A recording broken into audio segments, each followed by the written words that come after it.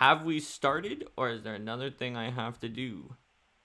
Let's It doesn't look find like out. we've started. It says live over here. Can anyone see us? Can you see us now? Now there may be a, it says end stream up at the top. I still just see the thumbnail. I feel like it says it's live, but I can't see it. Maybe I should need to refresh. Can anyone here see me? This is our wonderful priest. We are live now. There's been a murder. So we are live. We will get to the bottom of Perfect. this. Yes. 'cause Okay.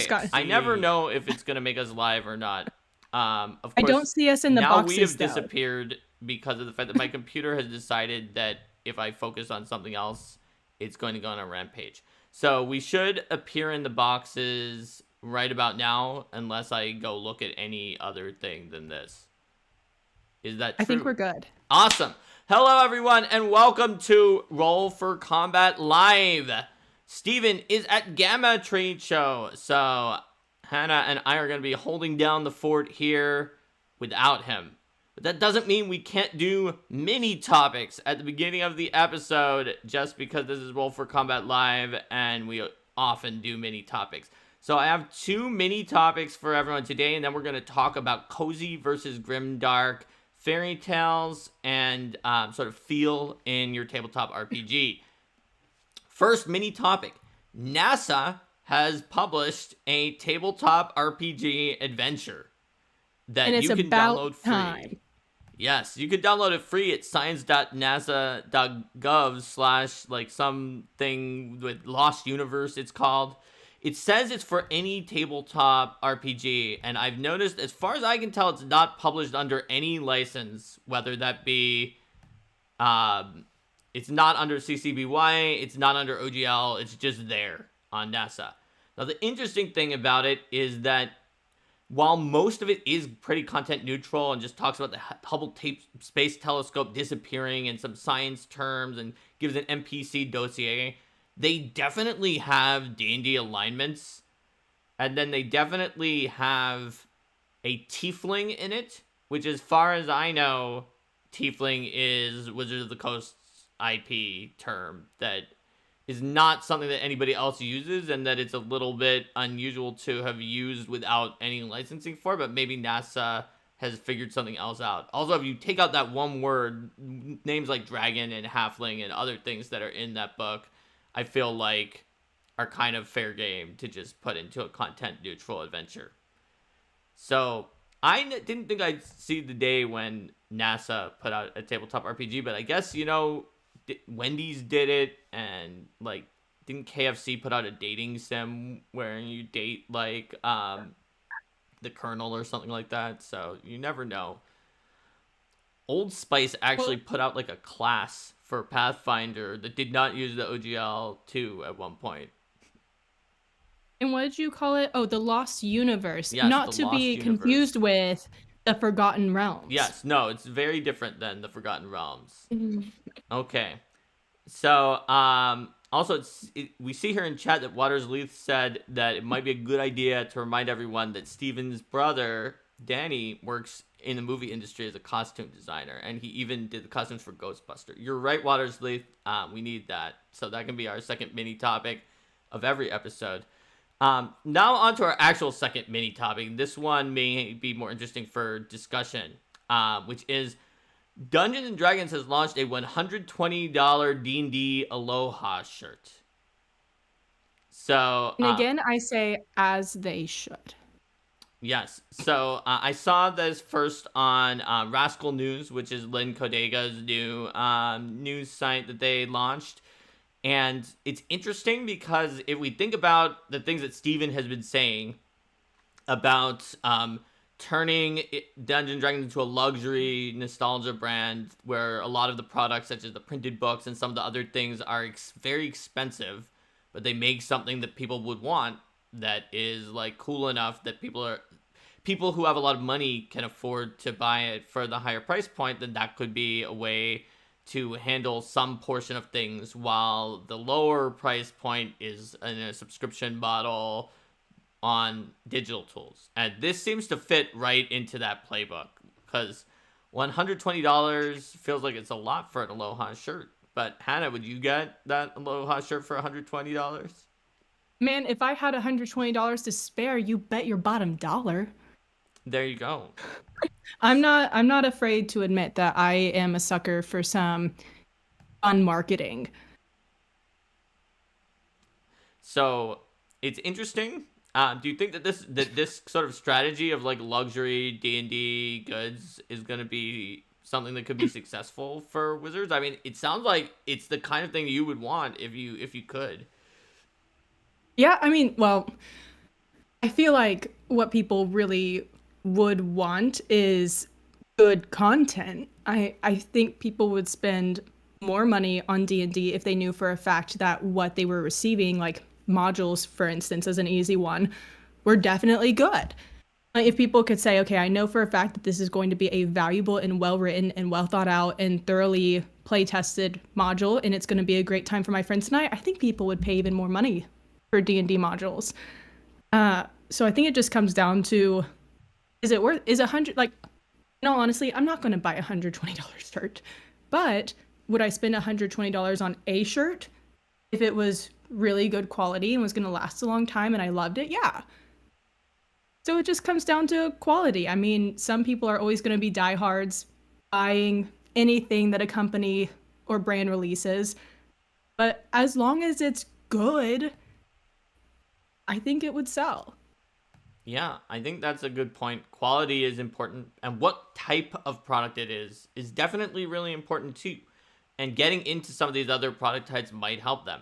One thing that is very clear, to me at least, as someone who's worked on books, is that books, for some reason, people like don't get the feeling of a book that they do from like miniatures or like 3D terrain or like maybe even a shirt, something that they can hold and touch. And you can hold and touch a book, but somehow in your head it gets conflated with the words within, and it's just like, oh, it's just this information, and it doesn't feel like something that people are going to put down a lot of money for. I've definitely seen folks who would be like, this amount of money for a book, for the core book, the player's handbook to play this game, that's a lot. I don't know if that's worth it, even though it's a game that they might play for hundreds or thousands of hours with their friends, and then they drop twice that much money on a set of dice that is really nice looking dice that are made of a cool material or that match, or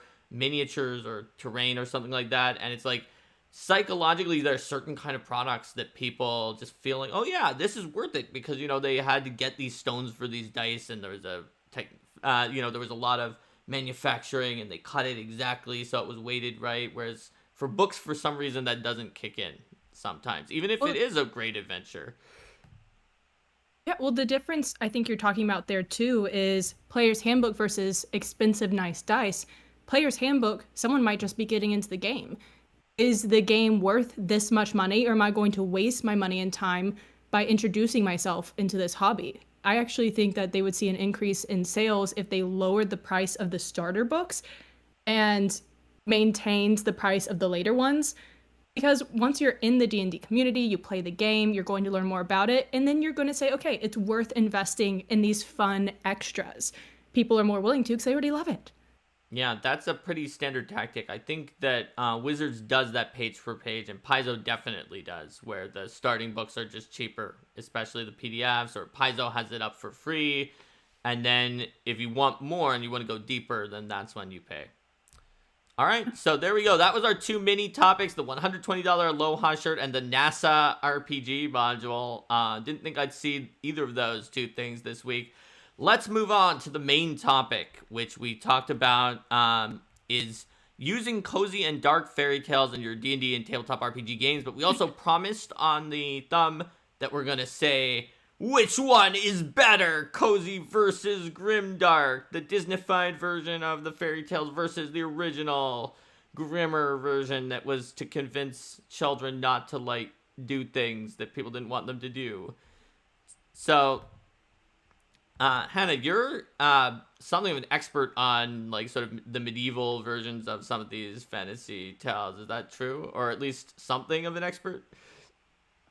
Because I am in the academic world where it is dangerous to call yourself an expert on Ah, something, I hesitate to say that. I have done more reading and more working with material, not material, medieval texts than I would say most people have. But I don't have a PhD in the topic.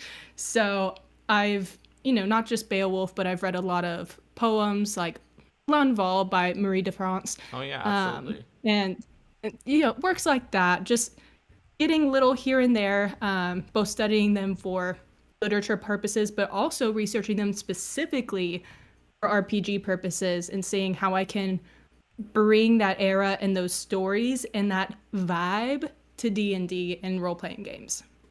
That makes sense. I mean, L'Envol is cool. Marie de France is awesome because there is. She also has. Oh, I'm forgetting the name, but the one with the werewolf. It's a Yes, Arthurian. it's called a. Yes. Yeah, like. Yes. What's the name? What's the name of the werewolf one? I can find it so fast. Werewolf. I mean, I remember I was talking about Marie de France enough that Bisclavret, and I sold like a Marie de France collected lays to like one of the other Paizo designers at one point.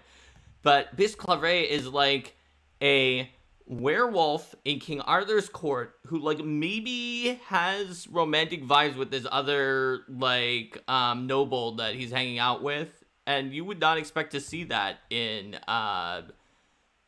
the 12th century.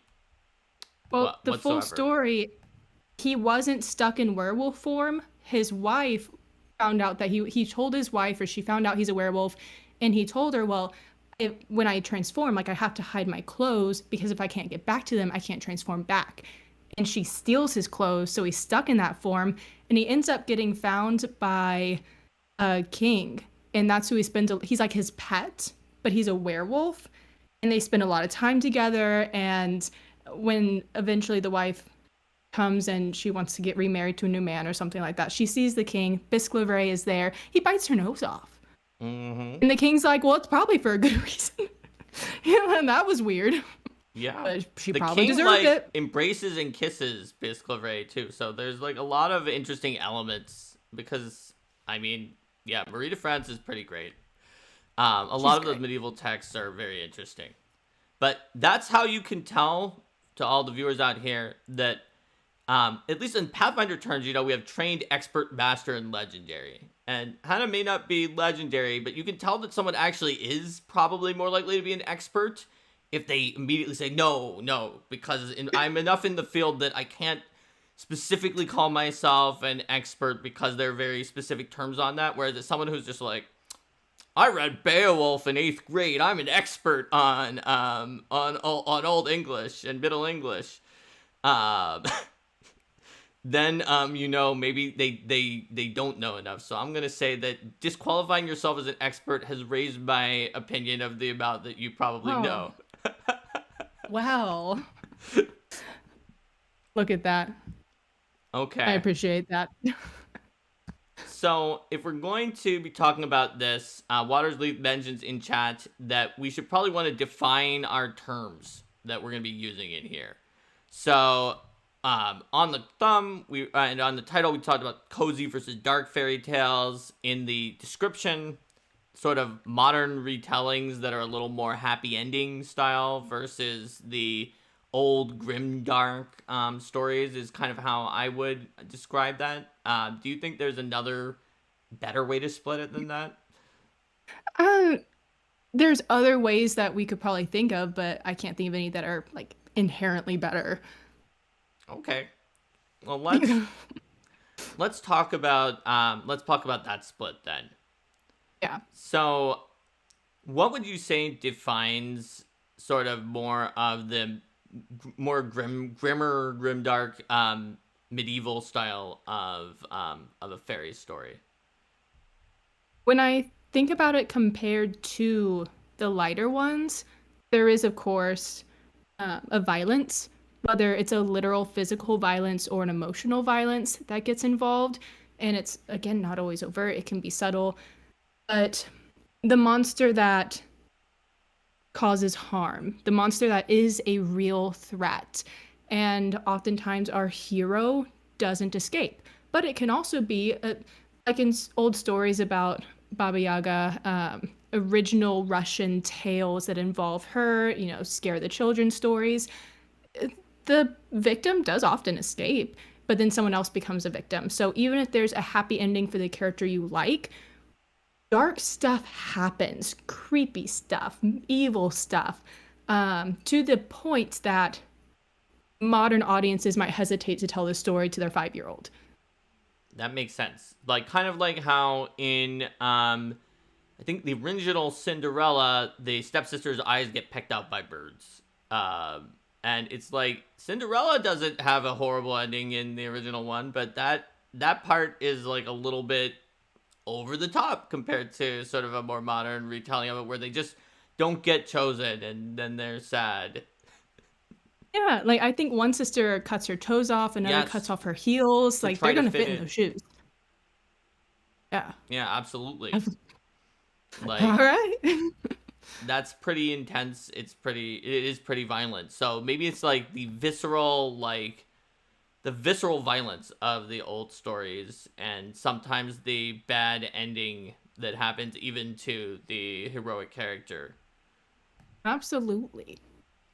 Yeah, I'm trying to think of any other way to explain it.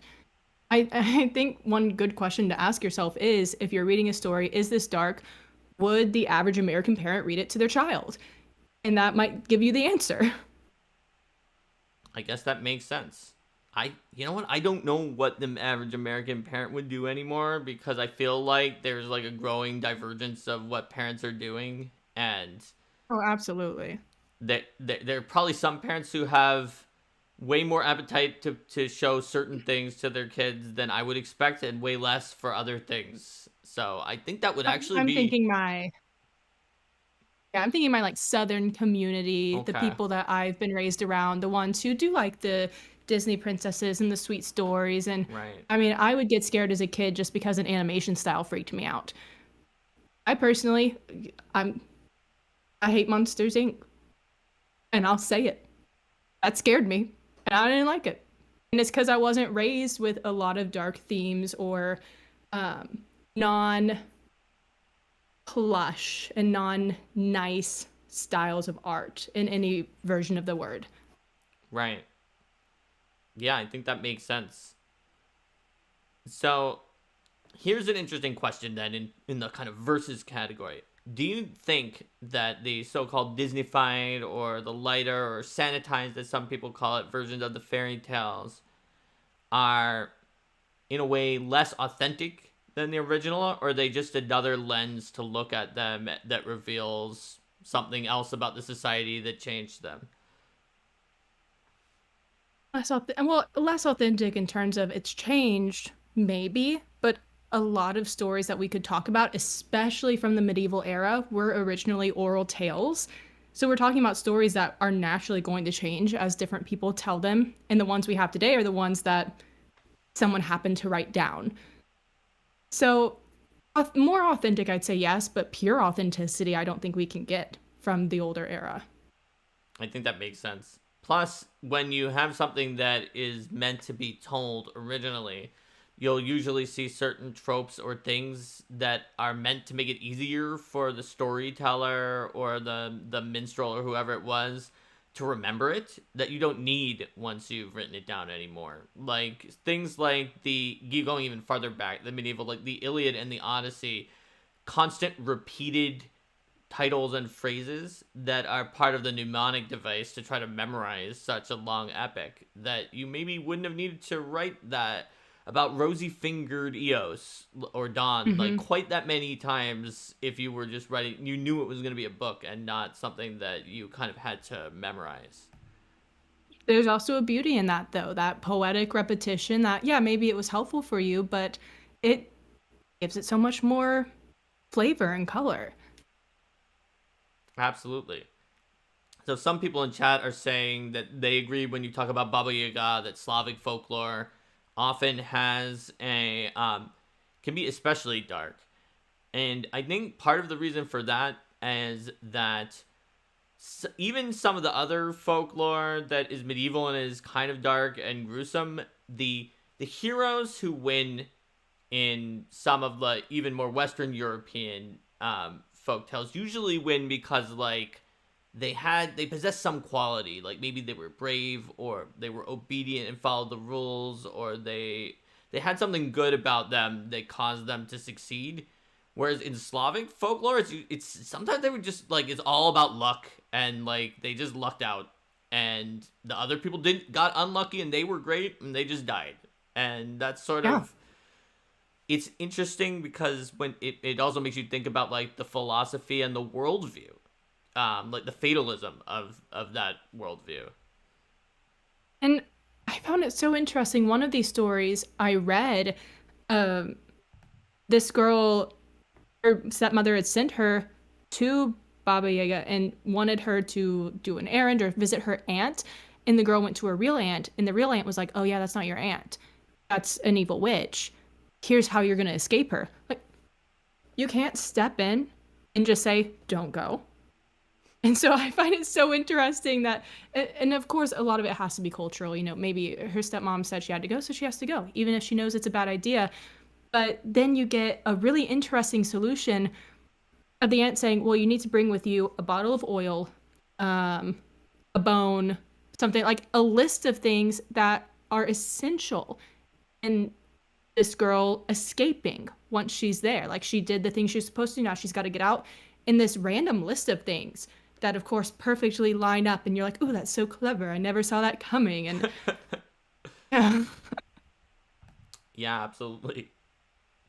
So someone in chat said that maybe we should loop in the cozy fantasy or low stakes fantasy genre, like legends and lattes, alongside the cozy fairy tales.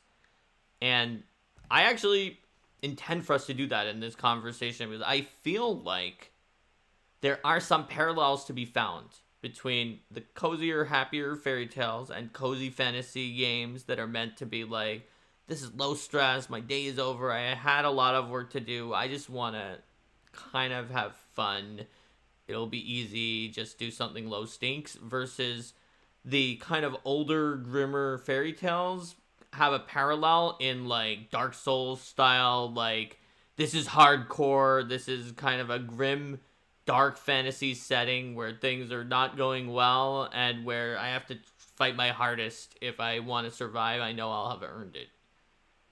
Yeah. Like, do you see any parallels there? Like, from the storytelling from back in medieval times to now, and then in books as it relates to video games and tabletop games too? I mean, one of the easiest parallels to point out is that even in coziness, you have that continued split between light and dark. But the modern cozy often leans more towards the light, but I think it's less valuable to have that without knowing that dark exists, even if it's not as much of a threat or it's not as ever present. So there is a sense of inherent goodness to these games and subjects, even if, like in D&D, you're playing a neutral character. Ultimately, if your neutral character is in an adventuring party, their ultimate goals as a group are still hopefully good, unless you're just playing an evil campaign. That makes sense. So you would say then that rather than go all the way toward the cozy end, all the way toward the happy ending, it's better to at least mix something in that's a little grimmer in most cases. I think about the people who listen to sad music to comfort them. Comfort and feel good doesn't have to just come from rainbows and butterflies. And for a lot of people, it doesn't come from that, because that's not relatable to your current situation. And you don't want to feel alone in a world that's somehow joyous when there's so much darkness. A lot of the value of coziness is that these other people have found comfort despite what's going on outside. And maybe it shows you how to do the same, or maybe you get to participate in that feeling of, yeah, I can be in this warm tavern and serve some good drinks to friends. I've never read Legends and Lattes, but I've heard it's great. Serve drinks to friends because I know what they might have been through outside. So kind of the idea, circling back to earlier works, of like a catharsis that can come from a tragedy or from something that's more negative, that can actually leave you feeling relief after like a good cry or something like that, as compared to being like, I guess the comparison would be something like Stepford smiling, being like, everything's fine and it's gonna stay fine. Yeah, and it's absolutely like, of course, it so depends on the person. I think I saw someone in chat say that they're feeling some, they're asking if anyone's ever had some grimdark burnout. I would believe a lot of people do. Too much darkness, at some point, it might be relatable and comfort you because you're not alone. But if you lean too far into that and you lose a certain balance, I'm sure that can be emotionally exhausting. And you need some comfort and you want to have the hope and the joy. I mean, you're playing a game or reading a book that you don't want to feel bad after you read it, hopefully. And if you read too much of stuff like that, that's just depressing. Yeah, I mean, we've gotten a little bit towards how I feel about like books and TV shows and movies. Movies sometimes can be okay if it goes off of this because it's just a couple hours and then it's over. But like for books and for a TV series, I am good even if the setting is pretty dark. But I would like there to be protagonists who are working against that if the setting is dark, and that who aren't always just, if they are, they're not always constantly being beat up by the setting, being taught you're a fool for working against that because nothing ever succeeds and all of your qualities are failures, kind of like some Slavic fairy tale situations. But instead, I hope that they'll meet some triumphs in this grimdark setting and be someone that I want to root for. So, an example of a very popular series that I did not like for that reason personally was Song of Ice and Fire / the Game of Thrones TV series for it, because I felt that there was a character in the first book and the beginning of the series who I thought was a good example of that until that character died. And at that point I was like, yeah, I just don't care.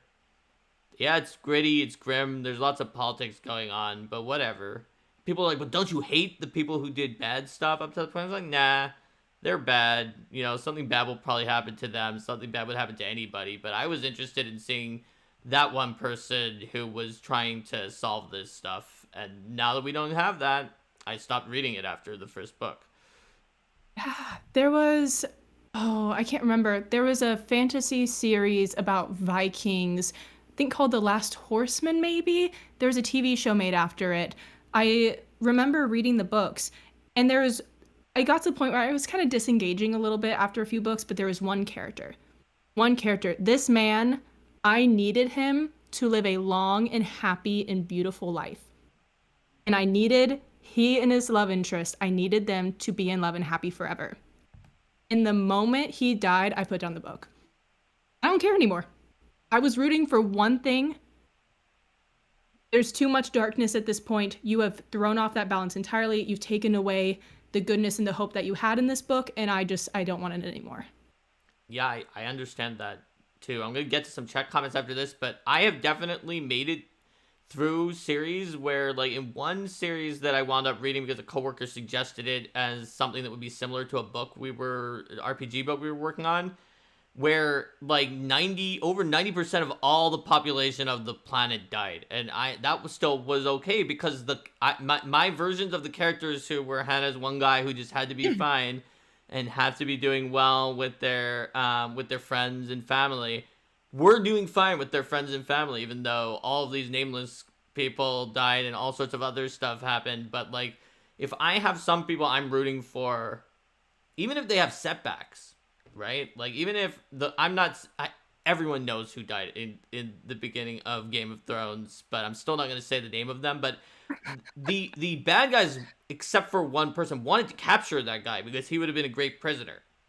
Even if he was in jail and didn't show up for a book or two, I still would have read because I would have wanted to know if he gets out of jail. But once they kill the longer he's in character, jail, the longer someone like that's in jail, the more you're like, oh, when he gets out, it's gonna be glorious. He's gonna really bring the justice, bring the goodness. It feels right. It's like a narrative arc. Absolutely. So there's a couple interesting comments in chat. First of all, Watersleith, who mentioned Legend Latte, said that just from the name, you guessed it accurately. It's about finishing a tough adventuring career and coming to grips with not having to be like on high alert all the time. That actually sounds fascinating because it's not completely cozy. It's cozy, but it's also like it's helping people understand from that description at least some of the ideas of PTSD and overcoming like a fairly traumatic career and being able to put that back and say, okay, you know what? That's behind me now and I'm going to try to move on. I don't have to be alert. I don't have to be wondering if an ogre is going to come attack me. Yeah. Well, I think that is cozy. That's what makes it cozy. I think of the hygge in Scandinavian culture, Denmark, that they focus so much on cozy environments and warmth, especially during the winter, because it's brutal outside. You need that. You need a space to feel warm and loved and safe because you know what the alternative is. And I'm sure coziness and goodness would be, I've never experienced a world like this, but I'm sure they would be beautiful without suffering and darkness. But when we do live in a world where darkness is our reality, that makes coziness all the sweeter when you can find it. And that makes sense. So Val from Quirkbirds and Curiosities said, Val! What if the dark and evil is comforting because it reminds me of the boundless void I spawned from? It reminds you of home, Val. That's cozy in itself. Nostalgia. Home is where the heart is, even if that's like your enemy's heart that you have like taken as a trophy. If you've sprung from the void, you know what? The void is what's familiar. And good for you, man. It's a beautiful thing. Cozy void. It's like the opposite of what someone else was talking about earlier about like the sort of whimsy dark, where it's kind of dark but also whimsical. Yeah, to me that's what real Feywild is. Dark but whimsical. I've been true. Yeah, I've probably complained about this too much in my videos recently, where I'm like, I don't like pure whimsy, funny, good time Feywild. I understand completely why other people would like it, but being a person who loves the literature and the medieval tales and having a little bit more balance between light and dark, I'm like, the pure whimsy, I get kind of tired of it. Like, I want that balance. I don't want the Feywild to be a realm that people just go to because they got burnt out after Curse of Strahd. So, you would say then that if it doesn't have at least a little bit of that encroaching aspect of darkness, a little bit of a hint of grimness, that it can kind of make you feel like, does it feel like kind of just too much sugar and not enough of anything else if you're just throwing in that caprice? Yeah, it feels silly. And like, silliness is fun. Silliness is a good time. Watching people role play silliness and laugh with their friends is great. So like, it's not bad, but I just find that I would get bored and I would disengage if the whole campaign was everything's roses and we're just running some fun errands and we're all playing like jokey characters. It would be fun for a little bit, but I don't think I would like that long term. So you would want it if there's like a D100 table of whimsical things where it's like your words come out of your mouth as bubbles that you have to pop, and then they're stated and colorful butterflies fly out. And then there's another one where it's like your fingers turn into maggots that start eating your hand. Is also on that table. And then it's like, what? Yeah, give me maggot fingers. Where are the maggot fingers in D&D? That's an excellent question. I didn't see that on my Rod of Wonder table, or in my deck of many things. Even the It's a expanded shame. one. Bring back maggot fingers.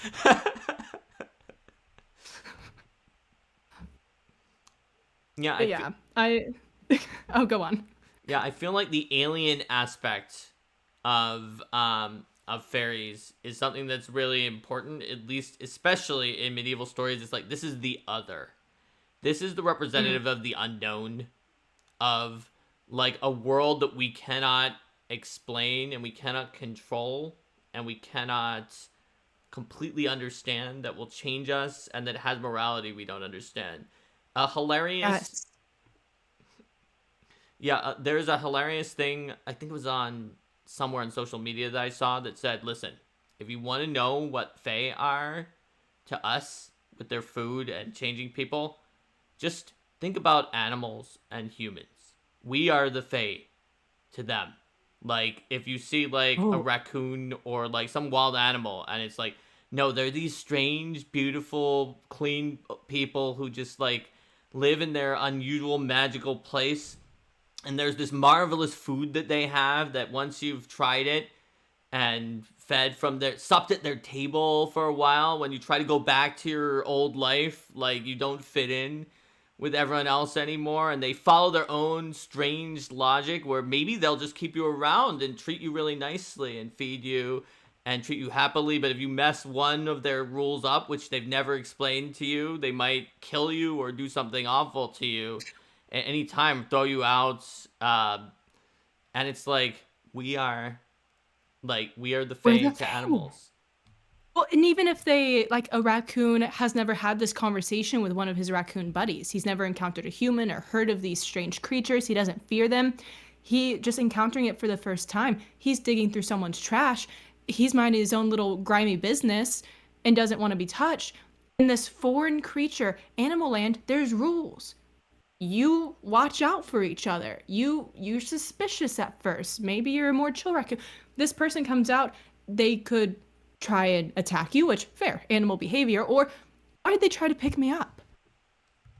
Why is this strange glowing creature walking outside and picking me up under my little armpits and making kissy noises? I'm having dinner. Mm-hmm. Oh, it's so good. That's so good. It's a perfect analogy, I feel like. So Someone says that describes my relationship with my cat, but he's the Fae, I'm the prey. Oh, that was Val. Wow. That's Val. Val's on fire with some of these comments. Also mentioned She's that so great. Over the Garden Wall is comforting and terrifying at the same time. I'll have to check that out. That's apparently a miniseries on Cartoon Network. You have to. It would take you like less than an hour and a half to watch all of it. Each episode is only like 20 minutes. It's so good. And it's so rich. Yeah. I mean, were you expecting that the other person on here is like, oh yeah, Peace Club Ray, I've read that, but I've never heard of Over the Garden Wall. I guess it was famous, but I've never heard of it. You know what, Mark? Because you're you, I'm not surprised. Okay. That's a fair and diplomatic answer. And it's a compliment. I want you to know I mean Okay. that as the highest compliment. I'll take that as a compliment. I'm trying to see what else people have said in here. Yeah, they have I some usually great play joke. comments. Yeah, there's a lot of really good stuff in here. Like, I like it when the party make the cozy in the grimdark world. That is so beautiful, to create the warmth when you know, because that's hard to do when everything around you is horrible and falling apart. To lean into warmth and friendship. Yeah, I like to do that with my characters when I'm a player. Sometimes when I'm a GM, depending on who my players are, they might be the opposite, where they're bringing the grimdark into the cozy world, where it's like everything's kind of okay until the PCs arrived. Yeah, that was a super nice NPC. They were kind. They were gonna help you. They were willing to answer any of your questions. Why did you waterboard them? You got a nice NPC there, GM. I hope nothing bad happens to him. Yeah, oh my gosh. That wasn't another DM in our group. Our group did that. I did not participate, and I'm gonna say that. My character was somewhere else. But what was that? What was that behavior? Horrible people. I had a group that like, I guess sort of accidentally helped the BBG with their plan to blow up the world, and then sort of the world had been corrupted by demons like and devils a lot. So the BBG, who was a half angel, wanted to blow up the world, but then reincarnate everybody into a new world that was not corrupted. So like almost Thanos kind of energy. Yeah. Everyone comes back and the world is not corrupted. But the PCs not only accidentally helped the BBG do half of that plan, but then they were like, they had second thoughts. They were like, I don't like being tricked also. And you know what? No.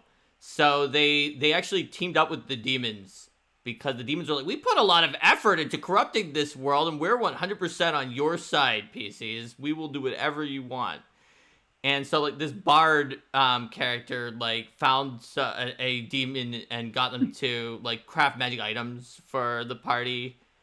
And it was, yeah. So, literally, the bard was like, okay, craft magic items for us. It's like, all right, we can. All our crafters are on the abyss, so they're going to be, like, really evil and tainted with all sorts of, like, negative things and drawbacks. And the bard's like, that's fine. We'll summon your people into the material plane so that you can build it out of not abyss stuff. And the demon's like, okay, yeah, if you'll help summon some of our strongest demons to craft the items, that's fine.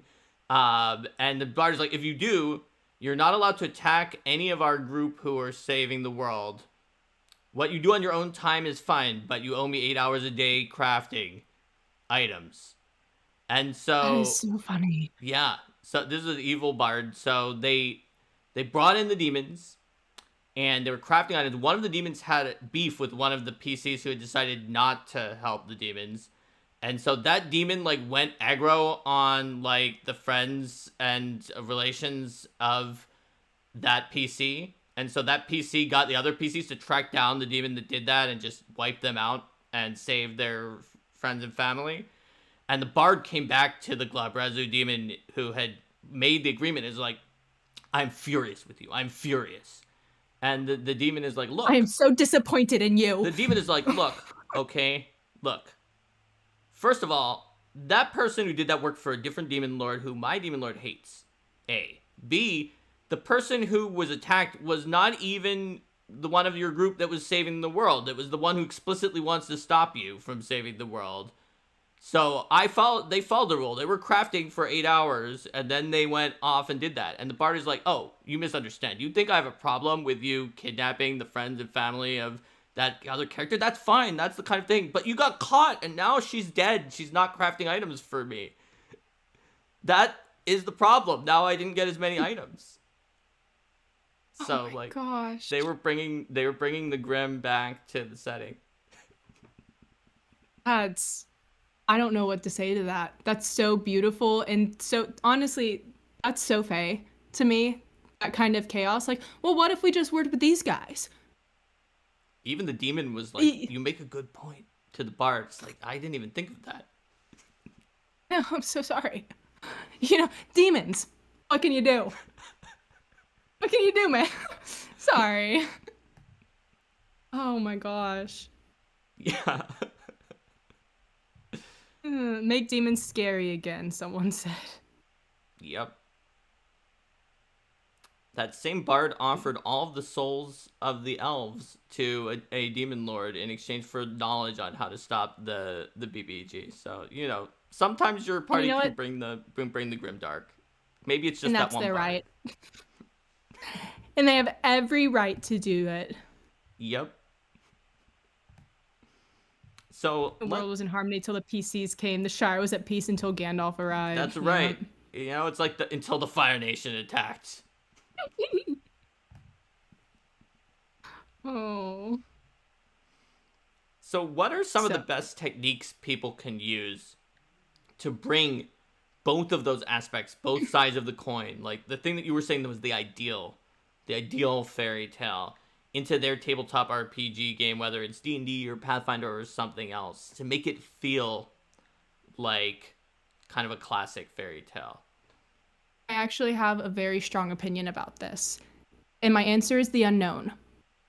If something is funny or something is scary, every time, I'd say, for the most part at least, maybe I shouldn't say every time, it's because something was unknown. What makes a joke funny, like you burst out laughing, is because you didn't see the ending coming. You couldn't guess the punchline. If you guess the punchline, you might laugh because it is kind of funny. But you're like, oh yeah, I saw it.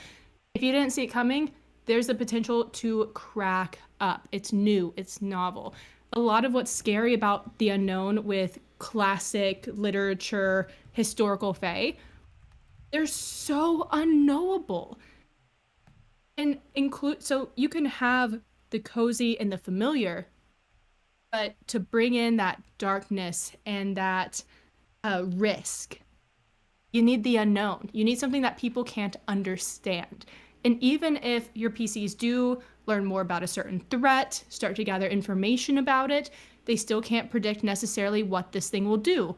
Or they may realize that there's a big question mark on whether or not they can stop it. And so that tension in that narrative comes from, we need to stop this thing, but we don't know how that's going to turn out. So do you think one of the reasons maybe that the mix of the cozy versus the dark is so effective is because it makes the unknown element more of an uncanny valley, where it feels like you should be able to know it, but you can't, and something is just slightly off, and it makes you uneasy, or it makes it seem funny, as opposed to if it's just the pure whimsy that you were saying doesn't work as well. Well, maybe that's because if your sentence is pineapple walrus flapjacks 3 5 92, then it's like, this is just kind of gibberish. It's gone past the point of absurdity. Whereas if you have something that's almost expected, but then you throw off the expectations a little, it subverts it.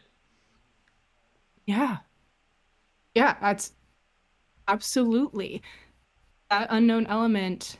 It changes. And I think of little kids, if you've ever been around toddlers, who you say random words to them and they just burst out laughing. And part of that still makes sense because they're getting that early experience with the unknown. So in the right context, that random humor, which I always think of like the Disney iCarly humor, it's funny to people, even if it's a little more silly, because you didn't expect the person to say that. Why are they acting goofy, man? Yeah, that makes sense.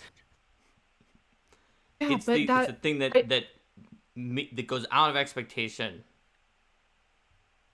Yeah, I think of when you're young, and let's say that you live in a home or a place that you're really familiar with it. You've been here for a few years, and you know what's outside. You could, without looking, draw a diagram of your backyard. You could draw a diagram of what's around you.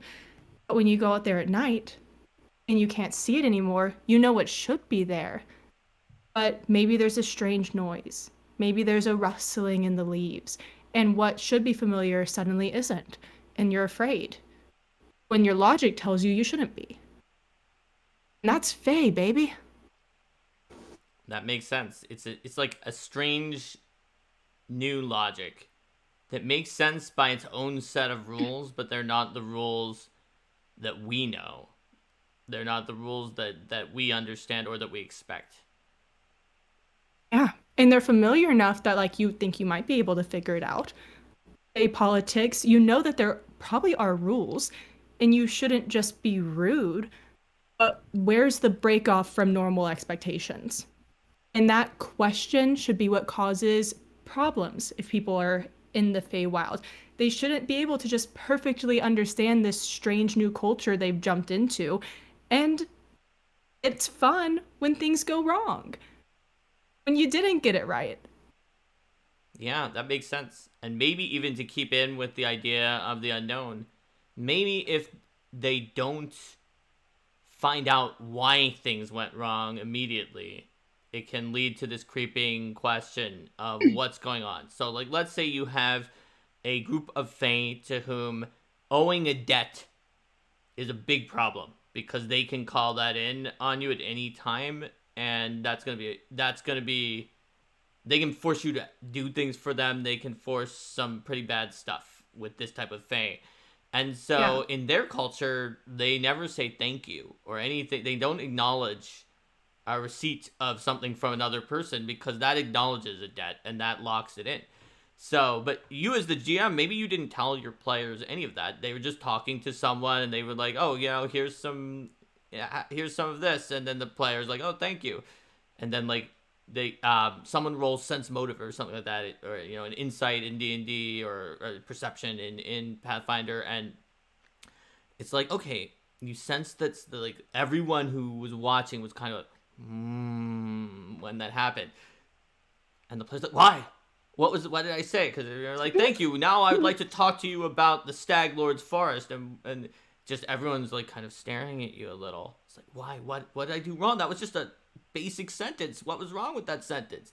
Whereas if you just told them, if someone said out loud, you have said thank you, that means that you now owe us a debt that we can call back. It's now, while it was unknown and it's better than nothing, you've pulled away that mystery immediately, and so it hasn't built up to and sort of like marinated as much as it could have. Yeah, make them nervous, make them sweat. In one of our games, my party's been very careful about the Fae and not making deals with them, and of course sometimes you just have to. But they try to be very clear. They're like lawyers. I think at one point they wrote out a contract and made a young hag sign it. Because they were like, you're not getting the better of us, but I can't get rid of you right now. And they were helping a good character, luckily. And he offered his little sword. He was a little fairy dragon. And the player character took it, but she didn't actually use it in combat. But when she went to return it to him, he said, oh, was it helpful to you? And she wanted him to feel good. So she's like, yeah, it was. He was, oh, perfect. So here's what I need from you now. Like, that exchange has occurred. It's too late. Yep. And she freaked out, and it was so fun because she was so nervous. She's like, I have to fulfill this, and I have to fulfill this as fast as possible. I will not be in debt. And it added a fun tension to the story. Yeah, that's awesome. Like, it's especially good when you have the tension of like, I will never do this or I won't do that, and then the players are able to choose by their own free will to do that thing that they said that they weren't going to do, that they knew that they shouldn't do.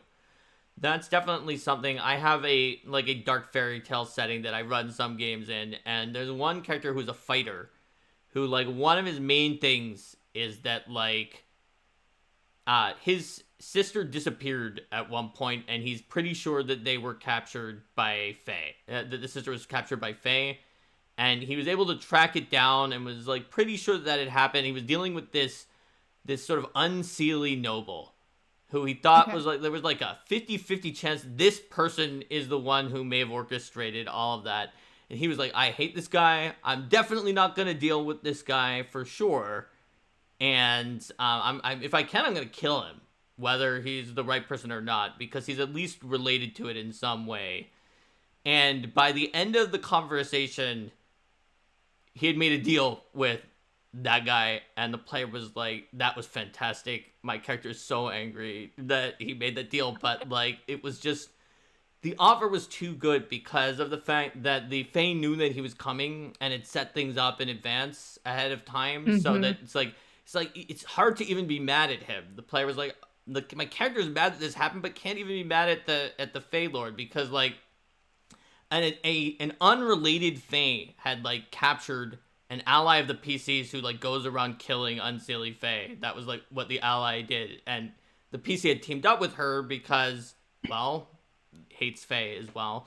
And so the Fae Lord is like, I noticed that this ally of yours was captured by one of my allies who they were going to kill her because she's been literally murdering our people, but like, I could spare her. Like, I was able to get custody, like, as a special thing to help you out. I just kind of want it's just a very, very simple thing from you. All I want you to do is to kidnap one of your other party members on this one particular night of the year when, if you don't, she will be killed by another Fae. So, and the PC was like, I don't want to kidnap my party member, but if this guy's telling the truth, he's literally only asking me to save my party member and is going to help me with my other person. And then in the end, it was just like, I'm so furious, but also, yes, I accept your deal. Yeah. I tried to get my player to, well, I didn't try to get him to. I just gave him the option to multi-class warlock, and I had a dark steely fae visit him. He's an elf, so it wasn't in a dream, but sort of entered his mind during his meditation that night. And of course, presented it like, you have a great potential. I could help you fulfill that. And I had a great voice for it. Oh, I was on fire, man. And he basically asked, okay, what's the catch? Like, what's the bad part of this? And her answer was devotion for devotion. Like, what could go wrong? You know, I'm going to do good stuff for you. You help me out. I'm not going to ask too much of you. And you make that dark entity not sound so bad. Like, yeah, you might do something unfortunate from your point of view, but like, it's okay. It's fun. It's fun. It's fun to play those fun. kinds of villains and antagonists. I mean, maybe not even quite a villain, but that one who's like very charming and who is maybe even likes the PCs and wants to work with them and wants to give them a deal that's maybe not like a complete trap and horrible, like, I screwed you over, but could actually be mutually beneficial, but they definitely are like a nasty character. Yeah, like even if they don't like PCs, they respect them. They know that they can be effective and helpful allies if that dark entity just plays their cards right, because they know they're probably not going to be their biggest fan. Right. They know it'll take a little extra to convince them, so they're going to need to throw in a little extra on their end to make sure that they can strike that deal. Yeah. You'll be powerful. You'll have knowledge. You'll know where you came from. I can fulfill that deep, dark desire of yours. The thing you not dare hope for. So, in this subsection where we're talking about striking good Fey bargains, which I think is just actually could be very useful for anyone who's running their fairy tale style elements in their game. I think my takeaway from this, to be like when Val was writing down the takeaway points from our last episode where Steven was giving lots of business advice ideas. My takeaway from this is, if you're that evil Fey Lord or devil or whoever it is making the bargain, come to the table knowing what the other person wants. And just like with the unknown in general with Fae, come with something that's a surprise. It's a surprise in a way that is like maybe a good way or a bad way that can be subverted for the PC, where it's like, I have this thing that you always wanted or that you didn't know that you needed until now. And that can be a good way to hook someone who you know is going to be skeptical of making that literal deal with the devil or metaphorical. And that skepticism, again, that mystery, the knowledge that, I could still be tricked right now. There's some way that I'm not seeing that this could go wrong, but I think I can't pass it up. That keeps that tension there. It keeps that being, making that deal, devil, fae. It maintains that sense of uncertainty. That's so important for keeping tension in your narrative. And it's so fun for the player overall because of the fact, the feeling of it is that they had a choice. They had a choice. They did not get railroaded into this thing. Whatever happens after that they have to do, they're empowered because they chose to make that bargain and they felt that they were tempted into it. And you get like a role-playing experience and they get more invested in what happens after that. Yeah. And I don't feel like that's either grim, dark, or cozy at that point. That's when we get into that gray area that can... I don't know if I actually have something to say there, but it's just such a cool concept to me, what we're talking about. I see what you're saying, though, because our element of it was naturally kind of in that Twilight area, or at the or possibly in the darker... The darker version is you make the deal with them, then you find out you're totally screwed.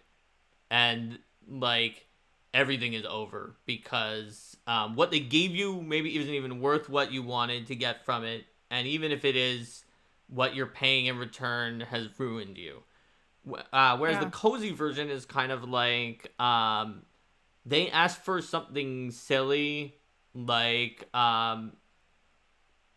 like the laughter of a running brook, and then you like put a jar over a running brook and then give it to them, and then they're like, there you go, we're good. And you're like at a little, you're at like a witch market type place where you buy cool face stuff and you give weird kind of whimsical prizes out to them. And then I think the middle ground, which is what we're talking about, is yeah, they've got something that you want that maybe you can't get anywhere else.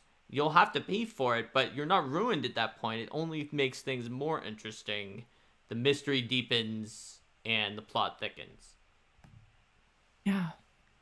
Yeah. Well put.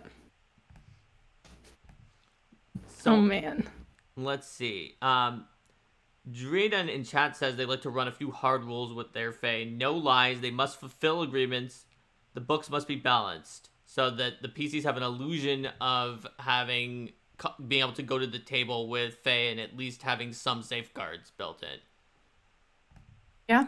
And then that's where you as a DM have to, that's what's I find it's hard about playing Fae sometimes is I have to be on my A game. I have to be clever and I have to be intelligent. And sometimes I'm just not. It's difficult. I have to plan ahead. Like that warlock encounter, I had to seriously plan that ahead because I was like, I can't do this on the fly and even remotely entice him. And just, I can't do that. It's not me. So you have to be intelligent if you have a rule like no lies. But it, I think, would also give a false sense of security. I think, like you said, that yeah, these rules are in place. They have to abide by this, and so I have control over this situation, and it can lull them a little bit. Yeah, like in that same dark fantasy setting, I have the rule for Fae that they cannot lie, but they can definitely trick you. And Yeah. you have to be paying close attention. For example, there was one character who was actually a Fae, but people did not, they didn't figure out that he was due to the fact that he seemed to have claimed not to be one, which means that you definitely aren't, because if you were, and you say that you can't say that you're not. And if you're not, then you can say whatever you want because you're not. But the thing is that he was from a foreign land and did not and pretended that he did not speak the common tongue that well, and he always referred to himself in the third person. But that's what the party thought. In actuality, some of the times that he was talking about, like when he said the name that he was saying for himself in the third person, he was talking about someone else. So he was like, it's like Dr. Smith. It's like, oh yes, Dr. Smith is not a Fae. Because he wasn't saying that he wasn't a Fae. There's just another guy named Dr. Smith who wasn't a Fae, It's like... It's a little misleading among friends. Dr. Smith is just a simple physician. And so, that was just kind of... And some of the times he was referring to himself and used it instead of used Dr. Smith instead of I pronoun. Or me pronoun. And so, eventually they figured it out that he had, pulled one over on them, and they were like, he really seems like he might be a Fae, but he directly said that he isn't one. And even if he is, he had to have been telling the truth about certain things. And that's one of the ways to do it, is you have to pay close attention to the exact wording. Yeah, and it's hard to be on your guard all the time.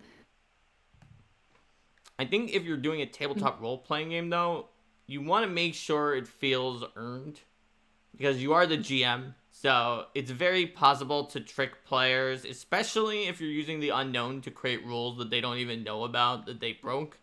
You don't want it to feel cheap, especially if something really bad happens to them for it. Yeah. Yeah, it's like if someone's walking through a dungeon and they forgot to check for traps on this one hallway and the trap kills them. They were so careful the whole time, and why was this so deadly? And it's because you want it to feel more dangerous, but is it so dangerous that it's unbalanced and that it's not fair? You could argue, okay, well, they could have kept, continued checking for traps, but it feels cheap. Right. It just feels like you're trying to be mean, like you're trying to win by killing them or hurting them or tricking them, and that you're not really looking out for their enjoyment, but rather looking to defeat them in a game of trickery. Like the DM becomes the Fae. Right. And there's a sliding scale there because we said you want to use the unknown, and your group could be anywhere on that scale. So try to figure out what your other players like for your social contract. I'm going to go back to the thank you example. If saying thank you means, okay, now I have to do a little quest for those Fae, like, I don't know your group, but if whoever's watching this, but for most groups, they'd probably be okay with that. Be like, oh man, okay, now I know this rule. And then maybe knowing it, they can use it the next time to help themselves out.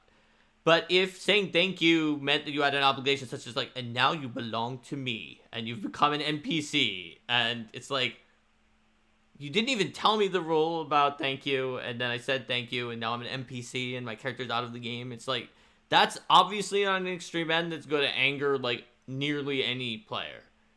So, you wanna learn what your players are comfortable with, especially when you're using the unknown and you're using some of these fairy tale elements that they all work well in storybooks you're reading. But applying them to a tabletop RPG takes a little bit of finesse depending on your group. Yeah, I know some groups. I'm thinking of like Legends of Evantris. I like watching their games. They're great, but they have this thing that they don't like player deaths. And so they have an understanding. Your character can technically die, but they may not permanently die, but there are consequences. And so for their group, they put so much work and so much effort into building their characters and their backstories, and they love playing them. And it's a game.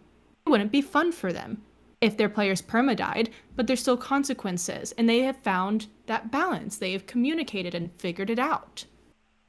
Yeah, consequences are super important. Like, my group likes to have death on the table. And depending on what game I've run, in Pathfinder 2, which is known to supposedly be much deadlier than Pathfinder 1, I have never killed any players since it came out. Or not any characters. Hopefully I haven't killed any players either. In Pathfinder 1, I had one campaign where double-digit number of permanent character deaths, and if you count them as dying when they died, but then there's a spell called Breath of Life, which if cast within one round resuscitates them, it was triple-digit number of deaths if you count the ones who were brought back with Breath of Life, because there were like 80 to 90 times that someone died and was brought back to Breath of Life. That's Pathfinder 1 and 3.5 D&D. If you went to you had negative hit points, and if it went to negative your Constitution score, you died. So like if you were at 5 and you took like 20 damage or something like that with 14 con, you're just dead. And that happened almost all of the time that you were knocked unconscious at high levels. It was enough to kill you. That's just because of the way the math worked, and so I wound up with that number back then. But even so, I say this as someone who has had a lot of deaths in some campaigns. I feel that dying is a consequence. It's a consequence that can work, but sometimes it's the most boring consequence you can think of because... Yeah. Oh, now their yes, story's over. Okay. In Wild Beyond the Witchlight, there is a cave called Nib's Cave, and there's cursed gold inside it. And if players take the gold out of the cave, even if they return it, if they take the gold, I don't remember if there's a save or not, but every single day, unless they can get a curse removed, they take a point of exhaustion, which eventually kills you. Like, why is the most interesting consequence you could think of eventual slow death? Give me something better than that. Exhaustion is like one of the deadliest things in 5e. It's like one of the only things that probably will kill you other than a TPK, because of the fact that the death and dying system is pretty lenient for yo-yoing back up. And it's like, yeah, you took the coins and now you're dead. I hope you have a good enough curse removal. But think about this. What about you took the coins and, I don't know, like, you owe something now. You stole from that Fae. Do you have to do a quest for them? Maybe that Fae will steal from you, and one of your items is just going to go missing at some point that you really needed it.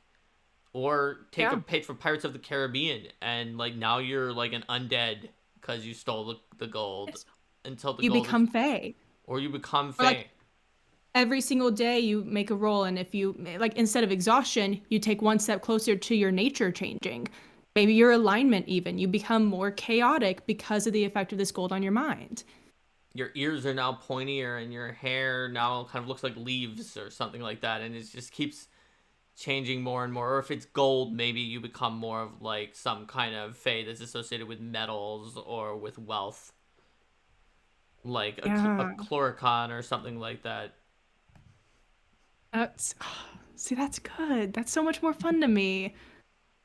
There's so many things you can do other than killing the character that can just make things interesting for them, Yeah. because their story continues, but at a disadvantage. It still leaves the tension. It still gives the fear that there's going to be consequences. It's not just like, oh, I can do whatever I want and nothing will happen to me.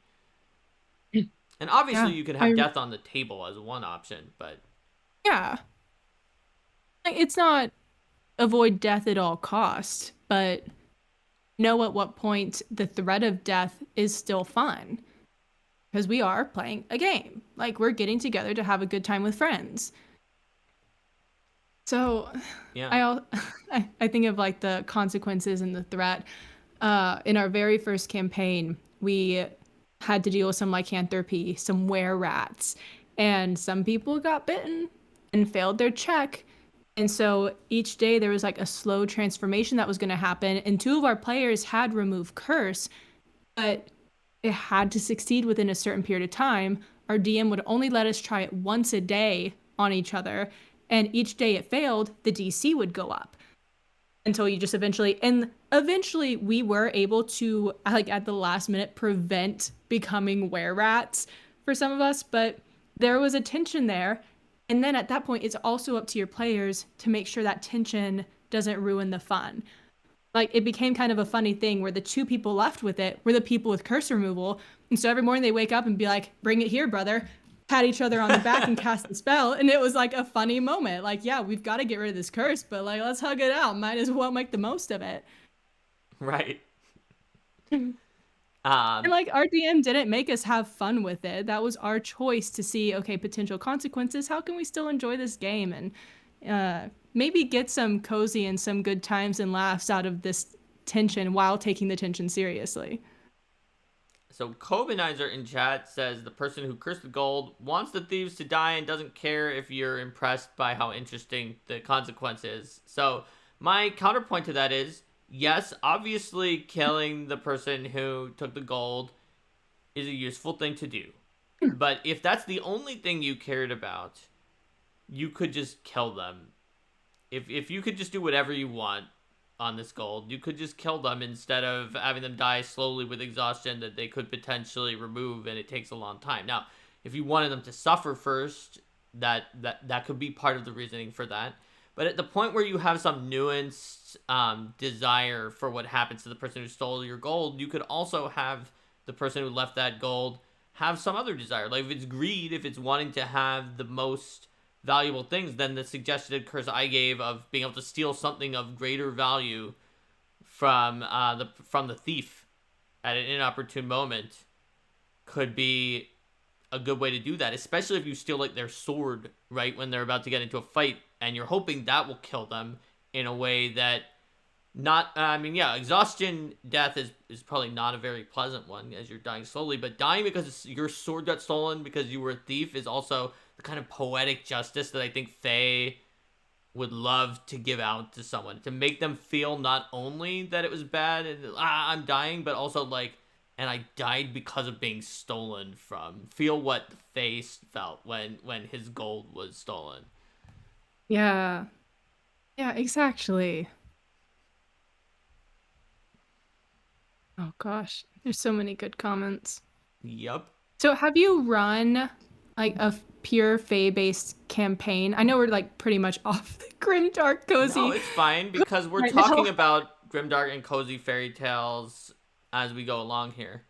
I True. have I've at least run ones that are very, very Fae based. So the dark fantasy Okay. setting that I ran in is heavily Fae based. Like one of the characters is the fighter who hates Fae. One of them is a changeling, part Fae, witch, and the other one is a former cardinal who's on the run from the church due to heretical beliefs and has joined up with the witch and the fighter. And Classic. yeah, Every friend group. it happens. Like, some of that stuff with the church and the divine are also in the setting, but Fae are definitely one of the most major elements there. I've run a Changeling the Dreaming campaign, which is a World of Darkness storyteller modern day setting that is everybody is Fae, and you woke up to your Fae side, and you're trying to fight against the banality of the mortal world that pushes back to destroy your fairy nature, and it will make you undone by taking you into places that are just so banal and so dreary that they destroy the fairy part of you. You're dropped into an office cubicle. Yes. Oh, survive. Cubicle buildings often may have so much banality that they could be dangerous if they're particularly a bad office. They like office space or something. They could be dangerous even to stay in for a short period of time, let alone a long period of time in that setting. But so I've run that, and let's see, probably a couple others too. I tend to enjoy putting Fae elements into various games. Those are ones that came to my mind immediately, though. Yeah. What do you think you like most about including a Fae element in a game?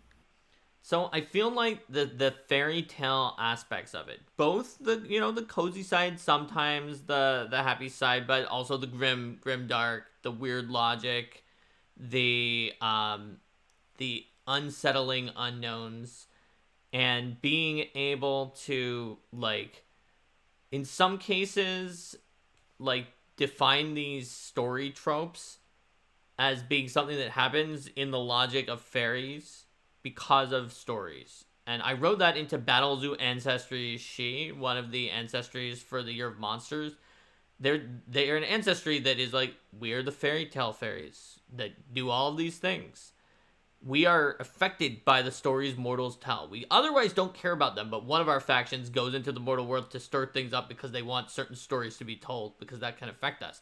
But all of storytell logic is true for us. So they literally have a feat called plot armor that says if you would die, and it's not a really important fight as determined by the GM, once per day, you don't. And it's it's a balanced feat. It's balanced around sure. It costs about what not dying, what preventing a death should have cost anyway, but it's called plot armor, and it's this is not the time, your time to die. And they have a thing about the story logic actually has a mechanical effect for them. That is so fun. Yeah. And it talks about how that shapes that alien logic of Fae with there's an example of Fae knights. So they look like storybook knights, and you think of them as being champions, but real world knights are often just bloodily murdering everybody. And some of these champions that are considered the good knights, the honorable knights in Fae courts, would do things that you, a mortal, consider an atrocity. For example, there was a background choice where you might be a knight who was kicked out and was considered the knave, the bad knight who failed your lord and was ostracized because when you were fighting against your lord's enemies and you won, you found the innocent child of the enemy and you spared them, and that's evil. According to this ancestry, that was an evil act to spare them, because what you've done is betrayed your lord on a fundamental level. Because think about the storybook logic.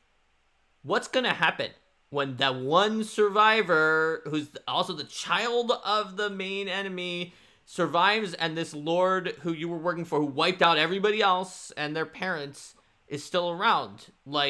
For a Fae who's going to live 1,000 years, this is a loaded gun that's pointing at them, saying this person is gonna grow up to become a hero who kills them, and you've just pointed that gun at them, and so this is considered bad news. You're being Shakespearean right now. Truly. I'm trying to think. I'm being a nerd. I pulled out my Oxford Shakespeare complete collection because I'm like, this is a plot in a Shakespeare play. It's the one. I'm being a bad English master. It's the one with the stage direction, exit pursued by bear. Winter's Tale. Yeah, you got it. Winter's Tale. Didn't want to kill a baby. Leave it in a forest. Hope it's gonna be okay. Hope it's rescued, but don't get that blood on your hands yourself. Yeah, nature's gonna run in and run you out so that baby can be rescued by a farmer and grow up to be great. Yeah. Oedipus of course Rex. It's gonna happen. They didn't quite kill him, and the self-fulfilling prophecy was right. So that can be a way, because sometimes when you're making that fairy logic as the GM, you can be like, okay, I'm supposed to come up with this alien logic, but I'm a human. So where's my starting point to create that alien logic? And we can give you some ideas, like think about animals and humans when you think about how that works. Think about offsetting it, something that's familiar but just flips it just a little bit, and give some examples. But storybook logic is it like an entire framework that you can use to come up with these really weird ideas or opinions of like what people would do. So like you could be like, yeah, so it's considered to be it's considered to be a bad idea to like become someone's mentor. Like you can teach a large group of people, but don't be a one-on-one mentor with anyone, because in storybook logic, if you're their mentor, then you're gonna get killed in front of them at some point with like high probability. So that in a way that like is like no, and it's an emotional moment for them. So maybe that means that someone asking you to be their mentor is like actually has it out for you. You always want to be the photographer in the nature documentary. Those guys don't die. That is like the only safe trope. There you go. Don't want to be someone's parent. Yeah. You don't want to be someone's mom or dad. That's a recipe for disaster. Especially in Disney World. Yeah, surprisingly, but it definitely gives you being someone's parent definitely would give you some chances of being killed for backstory or angst. Yeah, if you're gonna have a kid, you need to give yourself plot armor first. That's right. Oh, unless your plot armor is you have to die at the moment that your kid would be watching. Mm-hmm. And then we get grimdark. Right. Also, if the plot considers you to be a villain, then you get into some very interesting problems that I had to think about a lot, because in the Changeling game I'm running, there's one NPC, and it's the player's favorite NPC in the entire game, who is... What'd you do, Mark?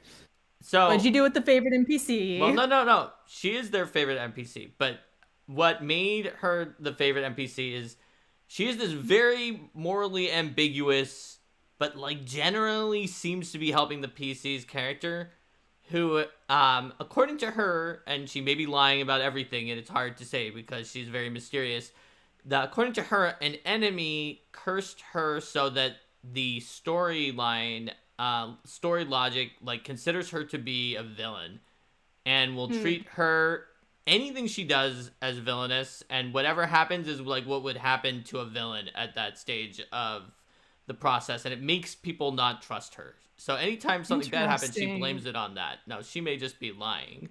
I'm not going to say on the air whether that's true or not, but if she's telling the truth, then for villains, a lot of things that you could just do normally if you're a bystander or a hero in a fairy tale or a story is difficult to pull off. But there are certain things that do work well for villains. For example, villains typically, like, the beginning of their evil plan is going to succeed, because the story wouldn't be interesting if the villain's like, first, I am going to, if the villain's plan is like, first, I'm going to get the scrolls of evil, and then I am going to use the scrolls of evil to get the Cyclops on our side, and then the Cyclops will help me unleash Targoth Ra, the dark deity, and from there I will rule the world.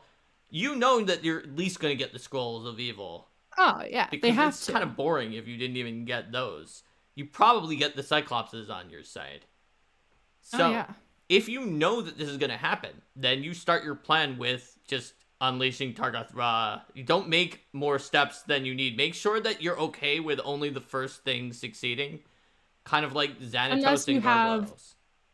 I mean, unless you have a Marvel movie mindset Hmm. and you're creating a franchise out here, that bad guy's got to succeed. How do you want to do it?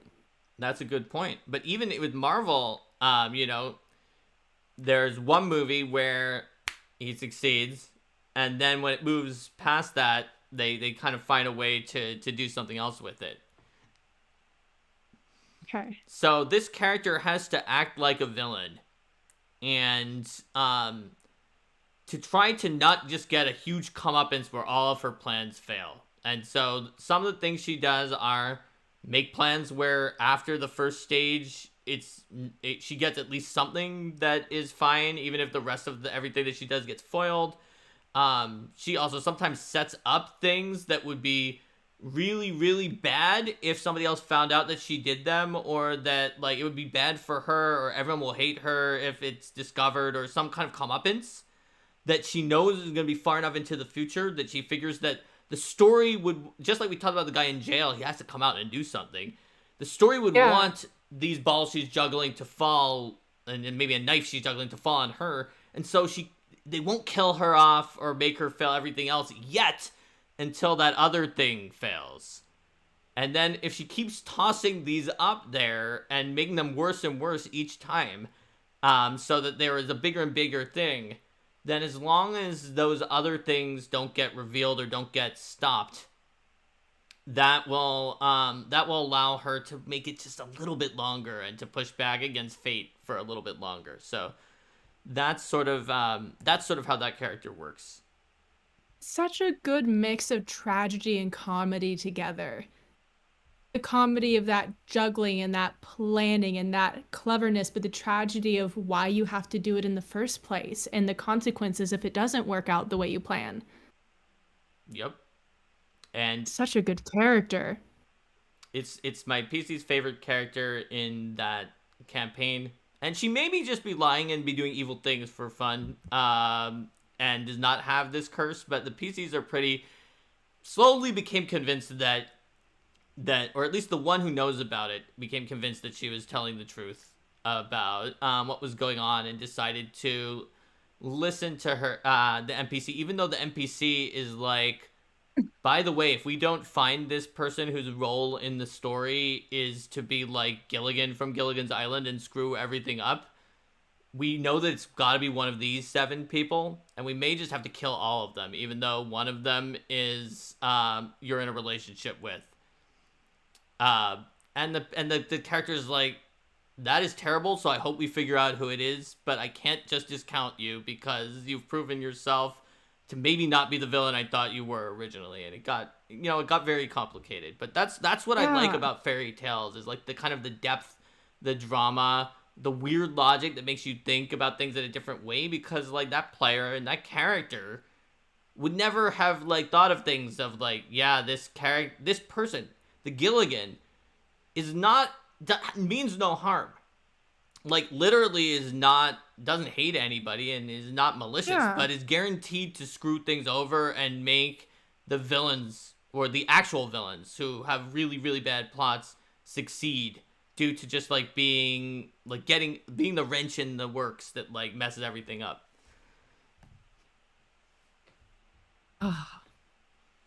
And you're a thinker. You're a knower. I try. So here's a good question from chat, or it's like sort of a comment, but that leads to a question. It's like, they say their playgroup has an issue where every play session somebody's feelings get hurt. So I'm going to turn that into a question for us, though, because it's like, how do you deal with themes like this, with these unknown themes, some of these darker, grimmer bargains, and something like what I just said, where they may have had to like go after their loved ones to try to like fulfill the story logic. Like, how do you do that without people's feelings getting hurt? I think that I think we can discuss some possible answers to that, but I want to say up front that to a certain extent, you can't prevent it. If you are playing with immature people and you want to still hold an interesting narrative, and people don't know how to separate themselves from their character in this game, at some point, as careful as you are and as much as you openly communicate, you might not be able to avoid it because you can't control everyone. Like, as a DM, you are not responsible for everyone having fun. And there's a lot of good that can come from communication and discussion and maybe reevaluating what people want and don't want out of a game. But at the end of the day, we're supposed to be here to have a good time. And you can't be responsible for everyone having a good time all the time. You can try your best, but they've got to meet you there. And they've got to say like, hey, I wasn't okay with that, or that did hurt my feelings. And here's why, so we can build a solution together rather than you just having to try and figure it out on your own. That's 100% right. I'm going to rephrase that, which is to say, you can do your best as a GM, but also as a group to try to avoid it. But the way to do that is to understand the GM is not the only person who's responsible for being able to figure out about everyone's comfort zone and everyone's feelings.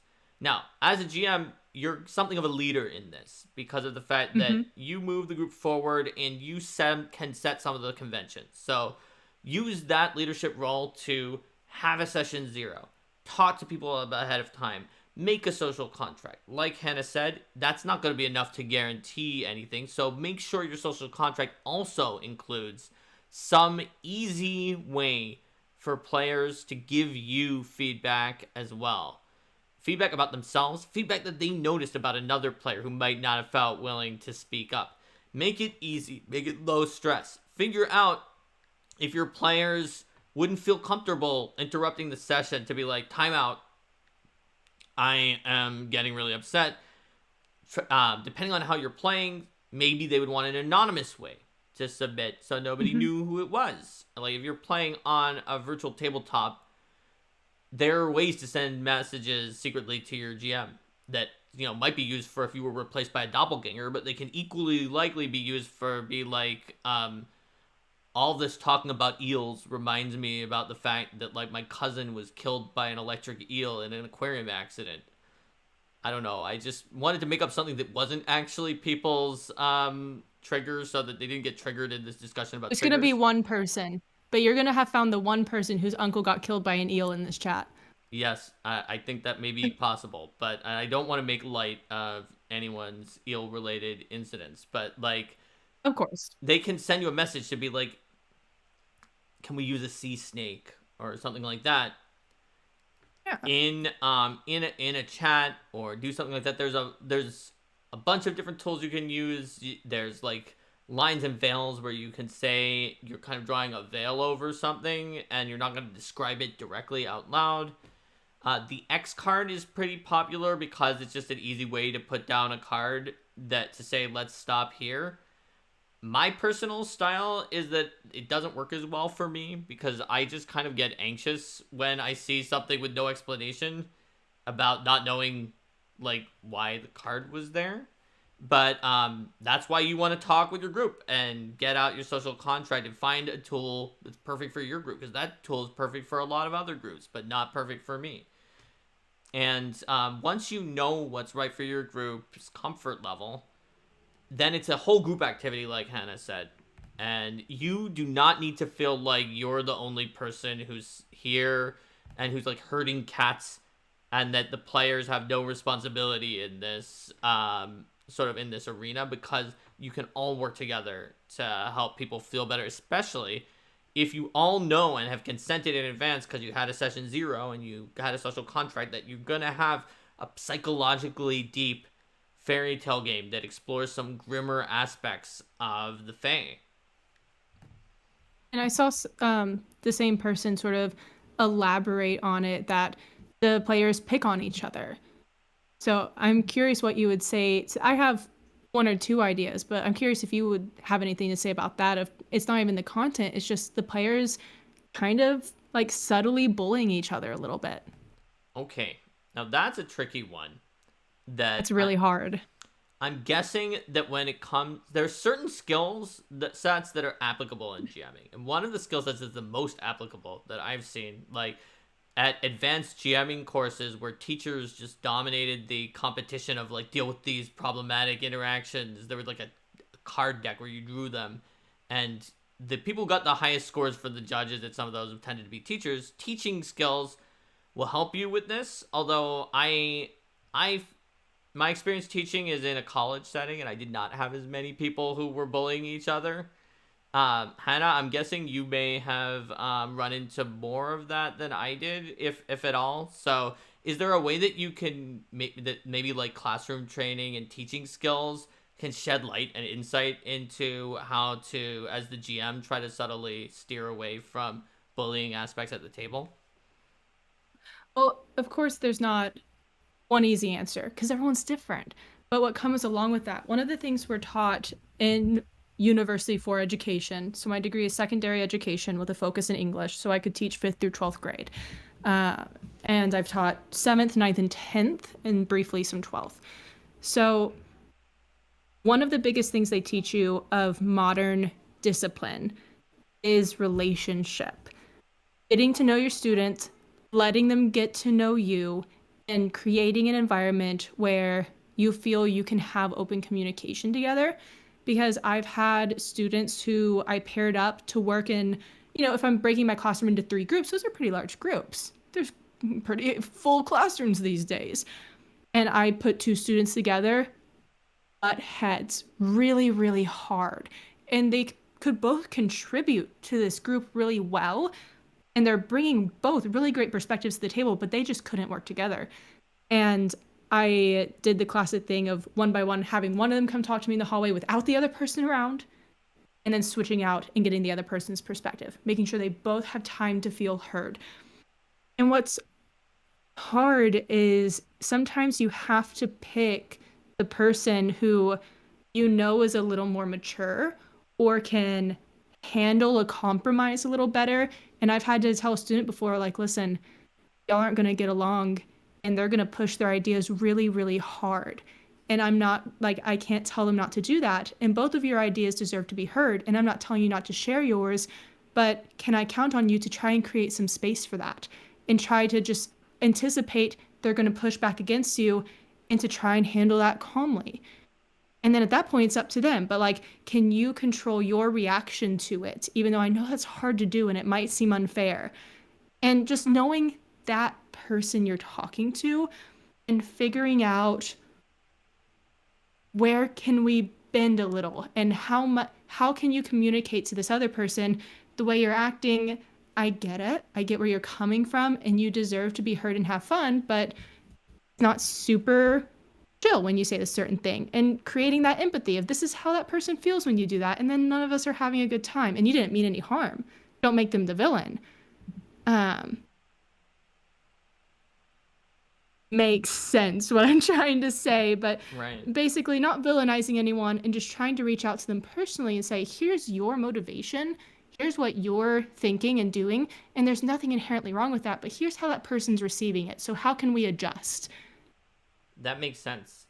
And another technique that is related to that, which may not help Vorpalbite, who says that, their group are all ages 50 plus, have been playing together for 40 years, and it's going to be hard to change them. And it sounds like, therefore, my advice is not going to work at all if they're a set group, which is sometimes it's when you're dividing the group that can be the answer once you've learned that there is an issue with that. So, like, to give an example, this one didn't happen to me, but it happened to my wife, Linda. When she was in school, in English class, her school decided that they were going to read the Bible. And her group included an incredibly religious person, Linda, who was kind of like trying to get the project done, and the school's most rampant atheist. And that was the group that the teacher decided to assign. Oh. to do a presentation together. And Oh no. the strategy that the teacher made was, I guess, that Linda would be a peacemaker who would like get it to work, and it made it past the finish line due to that strategy, but with some problems along the way. Whereas maybe not assigning the super religious person and the very strident atheist into the same group together for the presentation on the Bible might have been a way to like head that off at the beginning of the project. Now it sounds like Vorpal Bites group does not have the option to be like these two people who are butting heads or who bullying each other and who don't get along aren't both in the same group, and we kind of split into two separate groups. So I'm not sure that would help there. I'm trying to think of a different technique. One way to do it is get them invested in it, and like Hannah said, don't make them feel like you're saying that they are a problem or that they are an issue. Instead, you can make them feel like they're co-conspirators, like Hannah was suggesting with the more mature person, but you can do that with everyone. So if you go to everyone individually and you're like, hey, look, so like we've definitely like, you're like, I think you and I want us to have a game and have it work well, but like definitely when everyone gets together, there's all this mudslinging and stuff that's going on. So why don't we work together to try to reduce that? Like make their win condition be the thing that you want it to happen. Or go openly to everyone at the same time and say like, I timed it, we've lost an hour out of every 4-hour session the last 3 times to mudslinging. So let's make a goal together to reduce it. And if we can, we'll get to play for more time. That could be the reward in and of itself. Depending on what motivates your players, I don't know what does. If game time doesn't motivate them, it could even be like, you could make an in-character thing about it where they like gained an artifact that's like powered by the power of camaraderie and working together, and it like gains special abilities based on them not being horrible to each other or something like that. Like whatever motivates your group, you can either individually or as a group try to make them collaborators in solving it rather than making them feel like they are part of a problem and you're trying to solve them, because that is going to make them more likely to buy in. Yeah, I remember telling my students at the beginning of the year when they were still getting to know me, they didn't all get along with each other because these are a lot of kids who are very individual and have different experiences and different opinions. And one thing I tried to tell them every single year, each other, you are not your enemy. If you need an enemy, if you need someone to be mad at, pick me. I can handle it, gang up together and I will be your enemy. Just work together. I don't think it helped, but I like to think it did. Thinking about those group dynamics is really important, I think. Yeah, and I also know that in our personal D&D group, one person's reaction to things can change an entire group's. Like, you may say something, you may describe something bad happening, a negative consequence, and if every single person at the table is like, oh, dang it, like, I didn't know that would happen, that's not fair, and maybe it is perfectly fair. If one person's just like, guys, this is the game, like, this is awesome, let's see where this goes.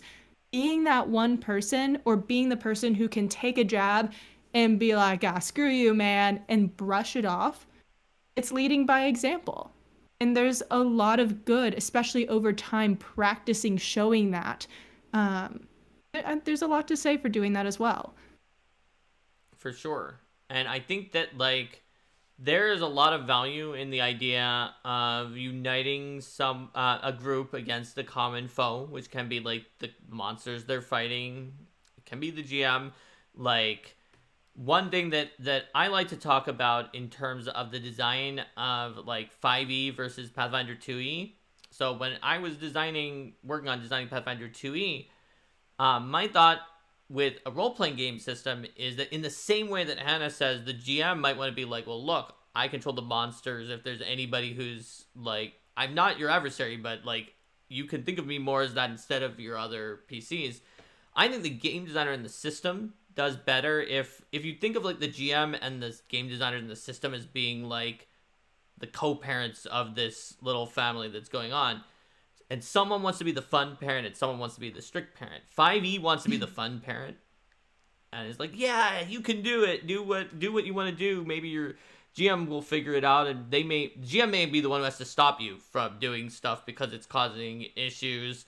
And then the person who's in the room with you, the GM, is the one who now faces the pushback and people getting upset because the GM rules more strictly to stop some kind of interaction. Whereas I feel that it's better if the game designer is more conservative and the game is stricter, and then says your GM may choose to allow more than this, or may choose to open things up more with things like access to uncommon and rare items and feats and things like that in Pathfinder 2, because then that way when the GM's like, yeah, I'm gonna let you have all of it, the GM gets to be the fun parent and the game is the strict one. And because other than maybe, you know, here where you're watching me on this stream, which is the closest that people are going to get to like interacting with the game designer, normally you're interacting with your GM at the table. So if you want to shake your fists at the game, or the game designer's like, it's too strict, it's being a little bit too mean here. But thankfully we have, let's say it was your group, we have Hannah, who's a great, nice GM and will let us do all of those things. I think that's working as intended for the dynamic, because it brings together the table a little bit, maybe at the expense of the game being stricter on the two scales. Yeah. And also at some point, you can't fix it. Like, it's uncomfortable because, I mean, I'm a person who hates conflict.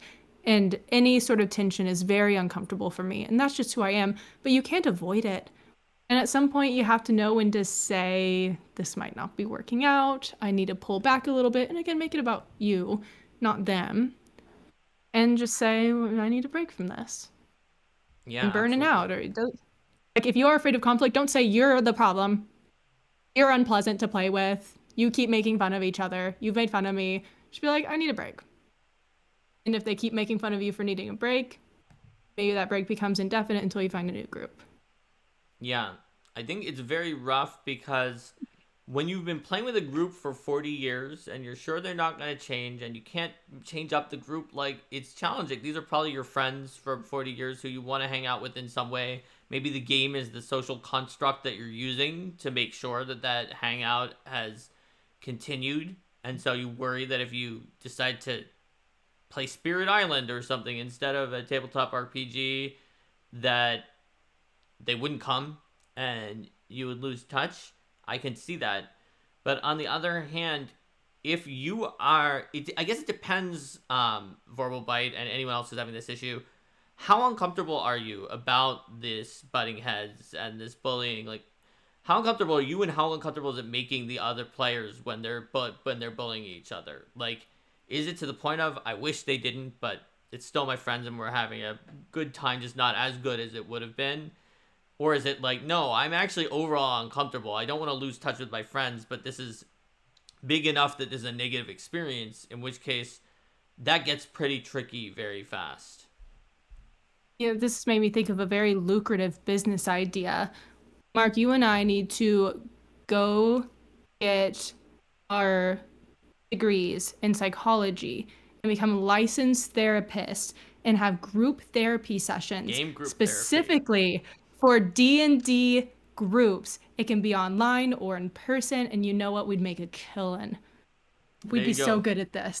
Yeah, you know, like relationship therapy, but for tabletop game groups, where you come in and your relationship therapist comes to your table and talks to everybody and tries to resolve things.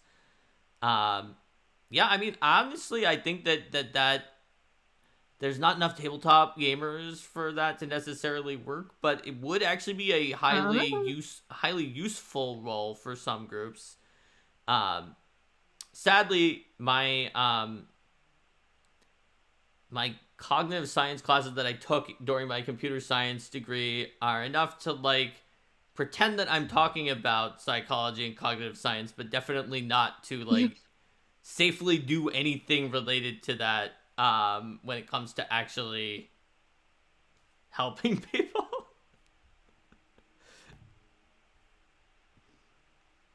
Waters still Leaf think we says could that do it. alternate reality therapist Mark has Waters Leaf's trust. That could be dangerous. But I guess it's an alternate reality where I have better training and more skills, so maybe it wouldn't. Nah, I think we're brilliant. And even one person said, like, tell them if they are the problem. Like, how else can they improve? Man, there's so many ways to go about that. It's so complicated. People are so complicated. And that's the thing. You're not playing with one other person in a game. It's hard to know what's going to work for everyone. Yeah. It's just hard. Yeah. It sounds like some people you could say, hey, that was uncool. That was problematic behavior. And I know at least one person who would instantly be like, oh, I'm sorry. Like that, you're right. And I know people who would shut down and no longer want to speak with you. And that's humanity. everyone's different. Everyone reacts differently. It sounds like the more we're seeing in chat about this group that they are always putting each other down, even outside of games. So it's just like, this is a relationship that I'm not going to say dysfunctional because the chatter said in chat that it is working as a support group for them in certain ways on certain issues. So, but it definitely, it has its, kind of its wrinkles. And it's not a tabletop RPG wrinkle or problem. I think it's a group dynamic problem that you're not going to be able to solve entirely using TTRPG skills, even though, like we said earlier, Hannah, tabletop RPGs teach you the kind of skills of working together as a group and leadership skills and understanding group dynamics somewhat. But you need more in-depth things. I know you were kidding in some ways, Hannah, but like, even though there aren't tabletop RPG therapists, there probably are like friendship-based relationship therapists. I haven't checked into that. So you don't need your relationship therapist to know a lot about TTRPGs. If this is a friend group thing in general, you could try to go find one and bring your group to that. And they would know more than Hannah and I do about how to help you resolve this. Yeah. Yeah. Agree. Okay, so I want to go back to Cozy and Grimdark for one more moment. Dude, we've moved off it. I want to go back to it. We defined it. We talked about blending it, that it's much better to use them together than it is to use them apart. And I want to make sure we've definitely answered the question, that we fulfilled our promise for the thing. So you're coming down on the side of that if you have to choose one, and we're not allowed to pick the middle answer that I always choose in every Roll for Combat episode when there's two things. Same here. Yeah, that's just me. I'm always take the compromise answer. And Derek, when he's on as a guest, always will take a more extreme position too. You have to choose cozy fairy tales, dark fairy tales. The cozy versus the grim dark. Which one? How dare you do this to me? Okay, here's my thought on it. Okay. I'm gonna sound like I'm going middle ground, and then I'm gonna give you a real answer. Okay. I think about when I was earning my degree. Master of English, you read a lot of literature. And oftentimes these professors pick books and stories that are dark. And I found that the longer I spent time in those worlds, in those heavy places with those difficult characters in the darkness, I found myself frustrated. Why is only the dark artistic?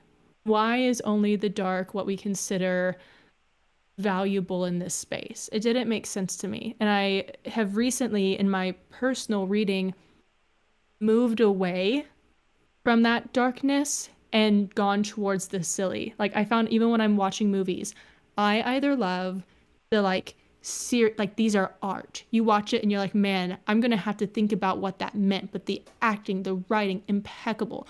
Or I want Megalodon Sharknado. Like, I want the movies that are just a good time, man. I don't want a serious bone in that body. And so even in real life, like, I And even with movies, I don't blend the two very much. I want one or the other. Although artistic, of course, as per my previous complaint, can have a lot of joy and beauty in it. And I also think when answering this question, we have to remember that pure grimdark doesn't necessarily mean hopeless. And pure whimsy and cozy does not mean that the dark doesn't exist. And so that being said, from a DM's perspective and from a character's perspective, whether I'm playing or running a game, because I am playing this game for a narrative and because I want to have something to fight for, I'm going to pick grimdark. Okay, there we go. So, I think that, Hannah, that you and I have almost the exact same opinion overall. Because that whole speech you gave about the middle ground and that you can get mentally and emotionally fatigued if it's only grimdark, and trying to use both to set them off, I completely agree with that. Like, you get power from like the power of like the tragedy and the horror in Macbeth, the drunken porter scene being right before the king is revealed being dead, like just setting these things off, it makes all of them stronger. I always pick the middle ground though, just like you. So I'm gonna pick the other side. Since I'm forced to choose a side, which I really don't want to, because I really actually much prefer the middle. It's like, if it's on a scale from 0 to 100, like, and being able to choose the middle ground to my preference is 100, then it would be like, only cozy is maybe like 20, and only grimdark is like 17, and they're very close and they're very low compared to the mix. But I will choose it for the reason that you started in your middle of the road thing, which is that I will eventually grow emotionally fatigued if it's all grimdark all the time. And while I might get bored if it's too cozy, that is less of a failure state than getting numbed and emotionally fatigued in a way that actually makes me less able to deal with the rest of my week from playing the tabletop RPG, because it was just too constantly hopeless and grimdark and there was no upside. In the same way that I stopped reading Game of Thrones and other book series when I just didn't have that upside for it. When I got kind of bored by books that were a little too cozy or a little too easy, I was more likely to finish them or go farther in the series. So it's that I don't like either of them if they're alone, not even close compared to combining them. But I know myself enough to know that I will have a negative reaction to the all grimdark sooner. So there we go. We used the similar thought process to get there, but we came up with the opposite direction. We disagreed on something. Oh. So are we going to go out into the parking lot later and fight it out? Some good old-fashioned fisticuffs. I think we have to do that now. I mean, we shouldn't listen to any of the advice we told people for conflict resolution earlier in this episode. Like, we can solve this with either fisticuffs or like a spell duel or some kind of what should it be? Shakespearean insult contest. Please. Oh, okay, Mark. So what energy are you bringing to this fight? What class are you as a person? Like classic D&D class, sorcerer, wizard, rogue. I mean, okay. I know that. Given that barbarian. Wizards are an intelligence-based class, that unlike sorcerer, wizards believe that you can like understand the universe of magic using your brain power and study, and then like somehow figure it all out, get it down on the page. They're like the nerds of magic. So I think I'm probably a wizard from some of those classic classes. Okay. All right. What about you? Good to know. I talked about this recently with my friend, and we talked less about what you did, the perspective on how knowledge can be understood, and more about just, honestly, when we get down to it, vibes and history and like who you are in general as a person. I think we got down to sorcerer for me. Okay. Yeah, and I think I have fun with sorcerers too. I haven't played one, but I've played a wizard and I've played the less intelligent characters. I have a good time with the less intelligent character, man. I don't always want to think that hard. When I'm playing D&D, you think I want to earn my abilities? No. Just give them to me. The power was within you all along. I don't need to understand a thing. I just need to know how to use it. Anytime I've taken tests that are like, which class are you, I wind up getting wizard. Because of, like, which class are you in real life? Because of that whole, like, use your brains to solve things. Like, I guess most people are not surprised that I get wizard. The nerd of magic. No one was surprised. I laughed because I saw in the comments, Sharknado wasn't serious. You're so right. I'm sorry. Yeah, Sharknado is a documentary of a very dangerous environmental thing. It's up there with all those other environmental documentaries. It's a serious concern, and I don't think we're talking about it enough. Mm-hmm. I think next week, you need to be talking about Sharknadoes because no one else is. Why did people say An Inconvenient Truth was such a pivotal environmental documentary and Sharknado was not? Yeah, this is a problem. I'd say this is like top 5 problems in the world that we need to be discussing right now. There we go. So and you can put my name on that. Mm-hmm. So I think Hannah tried to figure out what class I was because as a sorcerer, knowing that I'm a wizard, if we're going to have a spell duel, she knows that she just needs to steal my spell book in advance. Get over here and take my spell book. You don't know. You're never going to see. I'm going to go wild magic sorcerer. You're never going to see me coming. I'm just bringing chaos. Wait, that's the Whimsy table, though. I thought you'd like it better if there's some Grimdark in there. Should I homebrew like Grimdark wild magic table? First of all, yes. Second of all, you can't tell me that there's not grimdark in that table when you can cast a fireball centered on yourself. I mean, that's fair. That can be bad. There's some things that are on there that might not be great for your group. But I don't know if that's all the way to grimdark yet. Now, if it was like a disintegrate to destroy your magic items, that's pretty awful. But then no one would play wild magic sorcerer because kill my character, that's rough. Kill my character and their family, that's really cruel. Destroy my magic items, now we're done. That's how most players are. No greater fear have I felt than when I had to remove armor and enter an unknown space. Mm-hmm. None greater. Yeah, it's scary because it takes away your feeling of protection.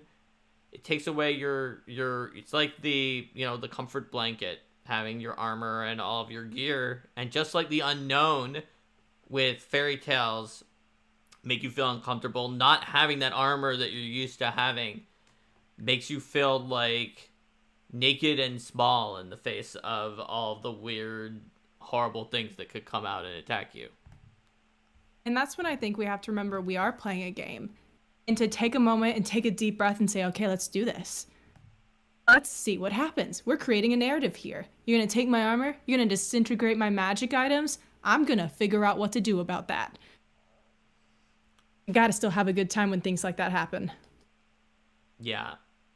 It's a tricky thing.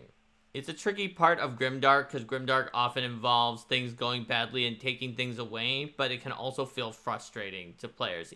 Even if it doesn't happen so often that it makes them emotionally numb, even if it's only every once in a while, if it's really bad in the wrong kind of way, it can just like sap the motivation from your play group. So that's something that knowing in advance what your players like or figuring it out along the way together can help you by making grimdark consequences that don't sap their motivation. And sometimes your players don't know at first. Like, I feel like I had to do, oh, look, everybody likes seeing pets that show up randomly on the camera. Oh, like, come back. Anybody who has a pet is always like, I'm sorry, my pet showed up on the camera. It was being distracting, but everyone on streams likes seeing pets. This is Beans. Hi, Beans. So, he loves showing up when I film. Okay, I got distracted by the cat. I was making a point. Sorry. I was making a point about something. It was a great point. I think You were talking about podcast? Grimdark and Ulfe- how you have to have player understanding of how often and how things are going to be taken away Right. and build up that anticipation so they're not blindsided and miserable when it happens. That's right. I was going to say that, like, your players might not know what it takes and what makes them disinvest versus investing more. Like, I feel it took me large numbers of books that I read and either stopped reading or not, and introspectively trying to, like, not psychoanalyze myself, but at least analyze my own tendencies before I realized that there was something interesting about the fact that I kept reading that book where 90% of everybody died, but most of the named characters who I was interested in survived and struggled and succeeded at saving everyone else and doing all the things they were trying to do. Whereas a book where, like, in Game of Thrones, like, the population of Westeros, at least in the part I was reading, because I guess winter could have come and killed everyone, but the part I was reading, most of that population survived, of the nameless, like, random people who were there. But the named characters who I cared about died, and that made me disengage. And so that's valuable information about myself that I can use if I'm a player to tell the GM that, like, and the GM's like, I want to do a grimdark thing where a lot of bad things will happen. What would disengage you, Mark? And I would be like, what I've learned about myself from books and movies is if you can give me a few NPCs and I have a favorite or a few favorites who I'm rooting for, who I like, you could probably do some pretty awful stuff in a lot of other places, and I'll feel bad, but I'll be engaged and keep fighting, whereas maybe I will, like, lose hope if those characters, or get disengaged if something happens to those characters such that they're gone. Even if something bad happens to them, I might fight hard to save them or to do something else. But if they're gone, it might sap my motivation. And that's something it took me a while to learn. And that your players might not know when you first start playing with them. And so you have to, like, work together to find out. Yeah. Oh, and I like talking to you. It's fun to talk about philosophy and fairy tales. Like, it was interesting because I was going to the stream, and so Linda, my wife, was like, what's the topic you're doing? And I said what it was, and she's like, oh, if you don't have a guest for that topic, I could come up for that topic. And she usually is like, thinks that Roll for Combat Live is a little longer than the streams that she and I usually do for Arcade Mark. But she's like, fairy tales and, like, grimdark versus, like, all of this stuff is, like, that's the kind of thing she and I would just be talking about anyway, like, randomly when we're talking about, like a dinner conversation is about, like, RPG philosophy. It's the kind of thing that I have fun talking about, too. Yeah. I know there's a book of D&D philosophy, people writing essays about D&D concepts, but bringing actual real-world philosophy into it, basically using D&D as an extended metaphor. Cool. I don't remember the name of it, but it looks like a cool book. I used it in one of my term papers. Nice. Because it's a really good academic source that leans into that philosophical discussion. So people, I mean, it really is a great game for that. And, like, for interpersonal connections and issues and problems and learning about one another and learning about yourself, but also just the escape of it and having a good time. The weirdest it's the kind of thing that you... The weirdest thing I used for a term paper in a lit class was definitely, like, the transcript of an online game, like an online D&D campaign, because it was an interactive and non-linear narrative class. So my two big papers were the transcript of an online D&D campaign that I ran, which was an interactive narrative, and then a term paper that was on the suggested list of 10 things where for the term paper, I chose the one where I bought World of Warcraft. I played it up to level 60. At the time, that was the highest level. And did all of the instances that were around and tried one of the endgame ones. It was hard because I didn't have, like, a hardcore guild because I was just doing this for a paper. And then wrote a paper about, like, the economics of the auction house and, like, the social dynamics and the story and the narrative of the game, and then disinstalled it after that. But it was like, nobody believed me. Even other people at MIT were like, we have a class where they told you to just play World of Warcraft as your term project, and I was like, it wasn't just playing it because I had to analyze the narrative, like the meta narrative of it. But yes, I did have a class that did that. Here's the thing.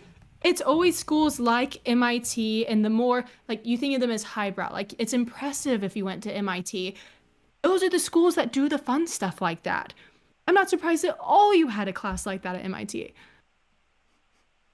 I always find, my very first college paper ever was in a Greek mythology class, and nice. we had to pull out of a hat modern products that were named after stuff that you would find in Greek mythology. And it was just like a 2 or 3 page little bitty paper, but you had to write about like why it would have that name, what connection that would have.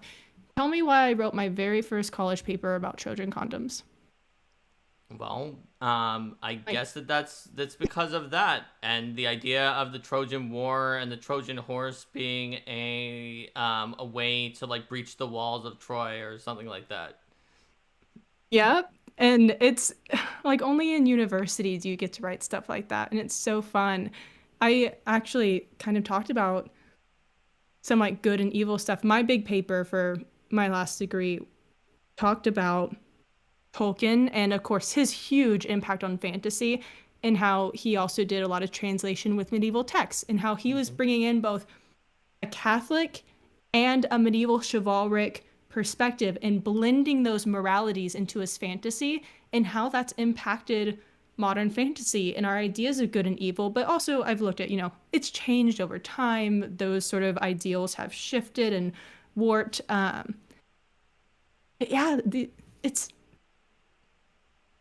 lost the narrative of that point. No, I see but what the you're good saying, and the though. evil, and like the idea of evil versus good, the idea of what is dark fantasy, what is grimdark, also can shift based on the way that society's understanding of these things shifts, and based on the author, where Tolkien had a lot of things coming in there. His being a philologist with languages, being his own student of mythology, being in the Great War, like there's a lot of things that that shaped that. And understanding the author, understanding who wrote something, is part of understanding the stories that they told. That's definitely true. And how those influences stay true for us today. Even people with no religious affiliation, you don't have to be a Christian to know what's good and evil. You have a sense of good, and people inherently, I think, this is a personal philosophy, I inherently think people are good and want good. And that's why we value it so much and value that hope in our media and our fantasy. Yeah, and I think that sometimes the philosophy of something that goes really, really grimdark is that people are bad and just kind of want selfishly for themselves. And so that those can clash. And those philosophies clashing are sometimes even the philosophy of whether people are inherently good and want good, or people are inherently mostly bad and just want for themselves, is more interesting of a clash among characters in a series than good versus evil. That the clash of idealism versus cynicism, because those are characters who maybe might not have directly opposing goals to begin with, but might come against each other because even though in theory they're both trying to make things better, the cynic just cannot believe in the fundamental goodness of humanity, and so is unwilling to go with the idealist plan because they believe it's too naive. And the idealist is like, well, your plan, cynic, is going to have a horrific cost, even though, yes, it would work. It's guaranteed to work even if people are bad and don't work well with it, but my plan would work great if everyone just kind of works together. Yeah. And even seeing those philosophies match, oftentimes both people have good points. Like the cynic my husband makes fun of me because every time we watch a movie with a bad guy, especially superhero movies or just anything that feels villainous, I'm like, man, they got a point, And he calls me his villain. I'm like, I don't agree. They're doing a bad thing. I think they're wrong. But you can't argue that it makes sense the way they feel. And that makes it hard and interesting.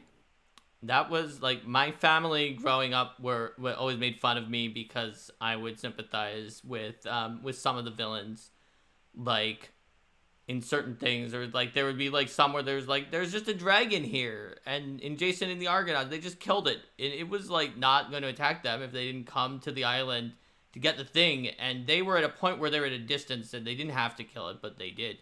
Or like Ursula in The Little Mermaid. Like, she was ruling the sea and she had that throne stolen from her by King Triton. And like, he just stole it. She just wanted to get it back. That's like ultimately was her motivation. Like, is she totally wrong to want to get back the throne that was stolen from her by this dude who just was like, I'm gonna rule the sea now and be horrible to my family members? Like, so that was kind of me. I was always the one who was like rooting for the villains sometimes because I felt like they were an underdog because they just comedically lost too many times to the heroes. And I was like, the heroes are just too perfect and winning all the time. These poor villains, they just can't get a break. And when's the hero not heroic? Mm-hmm. A lot of what makes, I think, people not root for villains is maybe they have those really strong motivations and their ideas make sense, but it's just the way they go about trying to fix it that they decided was okay and most of society would deem isn't. Yep. And it makes for interesting villains. And ones who you just like, you just can't quite hate are ones that I don't know, I find fun. Like Xanatos from the Disney's Gargoyles cartoon show that I watched growing up. So he is an eccentric millionaire who, so the conceit of the show is like in ancient Scotland, there are these gargoyles that are stone by day and at night they come alive, and they are protecting a castle that was being attacked by barbarians. And eventually, the barbarians actually make a deal with traders, like in the beginning of the first episode, to take the castle during the day. But one of the traders actually likes the gargoyles, who are some of the people in the castle are racist against, and is like, you promised to protect the gargoyles. And the barbarians are like, we lied. Ah ha ha ha ha. We're gonna kill all of them. And eventually the gargoyles are frozen in stone by a magic spell until the castle goes above the clouds, which would never happen. So this millionaire, Matt, he uses his money. He figures out about this spell somehow in like modern day New York. He airlifts the castle onto the top of his skyscraper, and the gargoyles come to life. And he pretends that he's like a great guy who helped them. I mean, he did help them come back to life. And that he pretends that this awful person stole stuff from him, and he needs to get it back. But it's really his corporate rival who he tricked the gargoyles into taking all of this stuff that did not belong to him and bringing it back. And he gets caught initially, but then after that, he gets careful. And all of his plans have contingency plans within contingency plans. And he's also just like, some of the things that he's fighting for are things that you can understand about. So, like, for example, one time, he seems to be breaking out from prison, like this gang that had previously attacked the gargoyles. But one of their members refuses to leave. And she actually helps protect the wardens from the other ones and just, like, stays in the cell and, like, keeps things calm. The other ones leave with Xanatos' person. They get captured again by the gargoyles in a crime spree. And then afterwards, it shows her getting released because of the fact that she, like, saved the day. This other one who didn't go out, she gets into a limo where Xanatos is in there, and they share a kiss because of the fact that they were in a relationship, and he got her out of jail. And he's like, yes, I got you out of jail by staging that breakout so that you could, and you successfully played the role of being helpful here so that they would know you were reformed, and now you're out. Or other times when his goal was like to save his son, he did certain things. So, like, you know, sometimes relatable goals, always having a backup plan so that the heroes can win, but the villain still got something too. That for me, when I was little, the villains always failing, it made me feel bad for them, but they were pitiful. But he at least like could get the ball rolling. Yeah, it wasn't the end, and that keeps a narrative going. You can keep that relationship. Mm-hmm. And that sounds like it's just called the Gargoyles. It's called Gargoyles. I think it's on Disney Plus.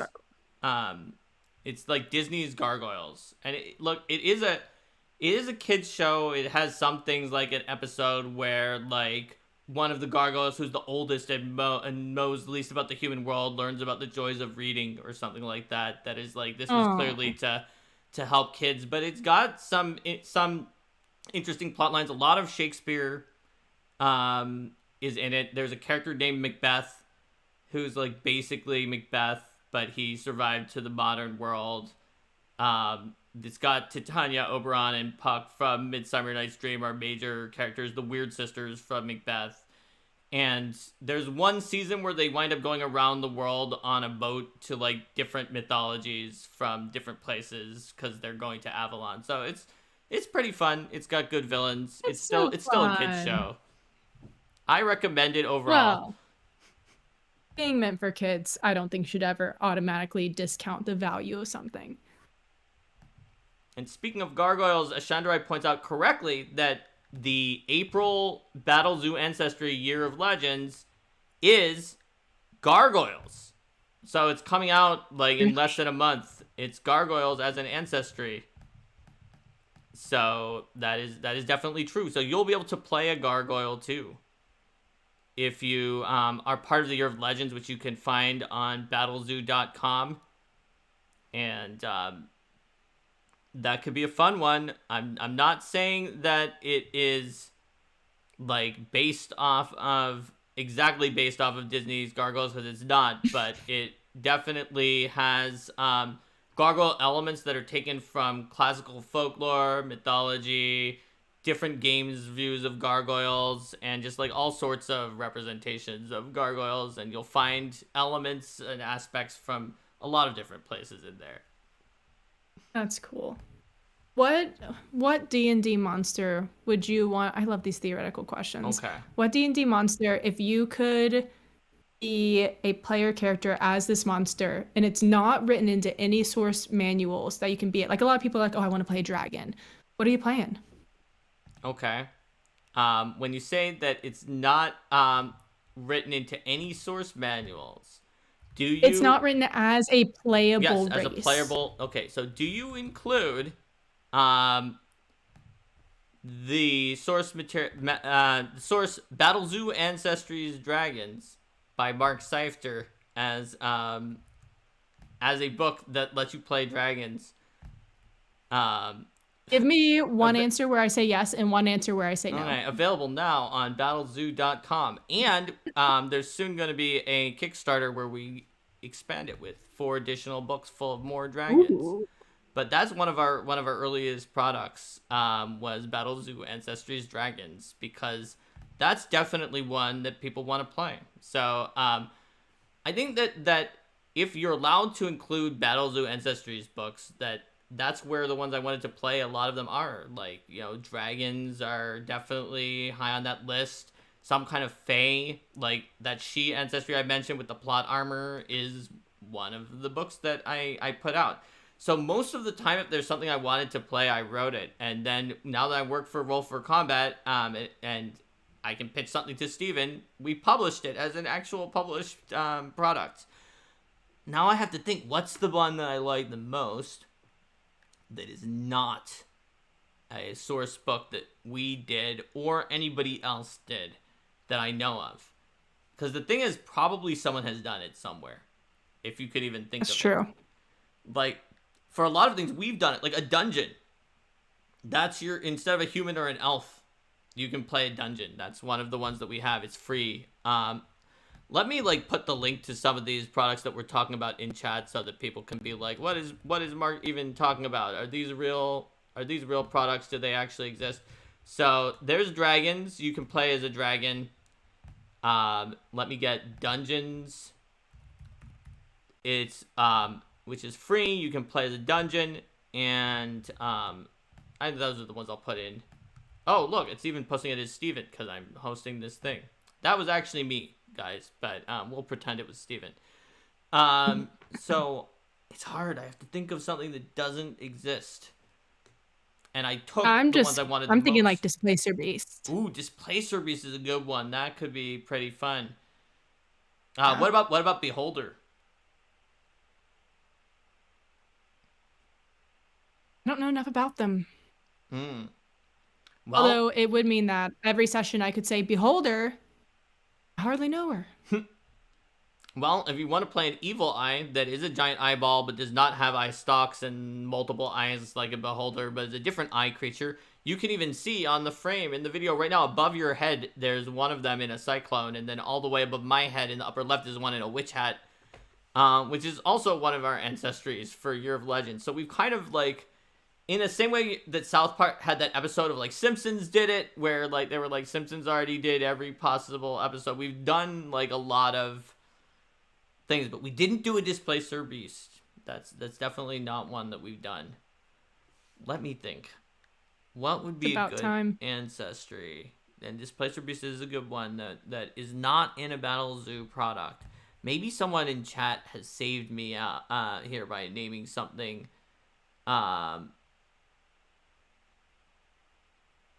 Let's see. I haven't seen any yet. Yeah, I didn't see any other I know someone was down for suggestions to help me out. gargoyles. What would y'all be? Oh, I saw Lich. Okay, Lich. So Lich is a That's good really one. powerful. There's a Lich archetype in Pathfinder that you can take, and also there's often been templates to become one, but the GM doesn't always allow it. Let's see. So here's a question for the original topic too. If you had to play a purely grimdark campaign and you were bringing in a fey or more whimsical character, what would you design for that? Okay. So if it's purely grimdark, then Very little hope, very little light. right. I think my fey character would I would just like possibly play some kind of like knave or like some kind of stray knight character who is like already exiled. Like Don Quixote? Yes, kind of Don Quixote. I'm tilting at windmills against the darkness. I'm already exiled from the court. Nothing can go worse with that. I don't have friends or family who I'm worried about because this setting will kill them anyway. It's a grimdark setting. But I am that person who is going to dream the impossible dream and bear with unbearable sorrow and fight the unfightable odds and never all give those up. things. And so Never give up, never back down. That's right. And I know out of character that if this setting is that grimdark, maybe I am destined to fail, but I'm at least going to try, and knowing that it maybe is a quixotic quest. Without setting myself up for any loss other than the fundamental, this is an impossible dream, and that impossible dream will fail. So that I'm losing things on my own terms from this pure grimdark. If it was in the middle, I might not do something that was that extreme, because then you can have your ups and downs. What about you? I asked you that question without thinking of an answer for myself. Uh-huh. I like your answer so much that it's going to be hard to come up with a different one. I love a Don Quixote character. I wouldn't want to bring in someone who's too silly, but oh gosh. I'm impressed that you came up with an answer so fast. Someone suggests a fool as yes, like a Shakespearean fool character, and maybe they were suggesting that as an ancestry. I'm not sure for the like which one can you play. Those are fun. That's another NPC in the Fey changeling game I'm running that the players like a lot. Is there's a Shakespearean fool style character who is like she's very cynical and sarcastic, but has a wisdom to her from things that she has seen, and she always takes people who have larger than life egos, which many characters in that setting do, who are the like good like silly characters. She's unsilly, and she will take them down 3 sizes with their overinflated egos. Like, she can't help trying to poke holes in that. I mean, Shakespearean fools are not foolish. Mm-hmm. They are what you have to be wise to be a good Shakespearean fool. And through that wisdom, know how to have a laugh, even when no one else wants to. Yeah, I think fool is really, really good answer too. definitely. I also think Someone like Touchstone from like As You in- Like It. I was just thinking I was thinking of the Yellow Stockings, someone who's maybe a little more simple and romantic and maybe a little naive. I think some naivety could be really fun as long as when they are faced with darkness, it doesn't crush them. They don't have realizations about the world that just destroy them.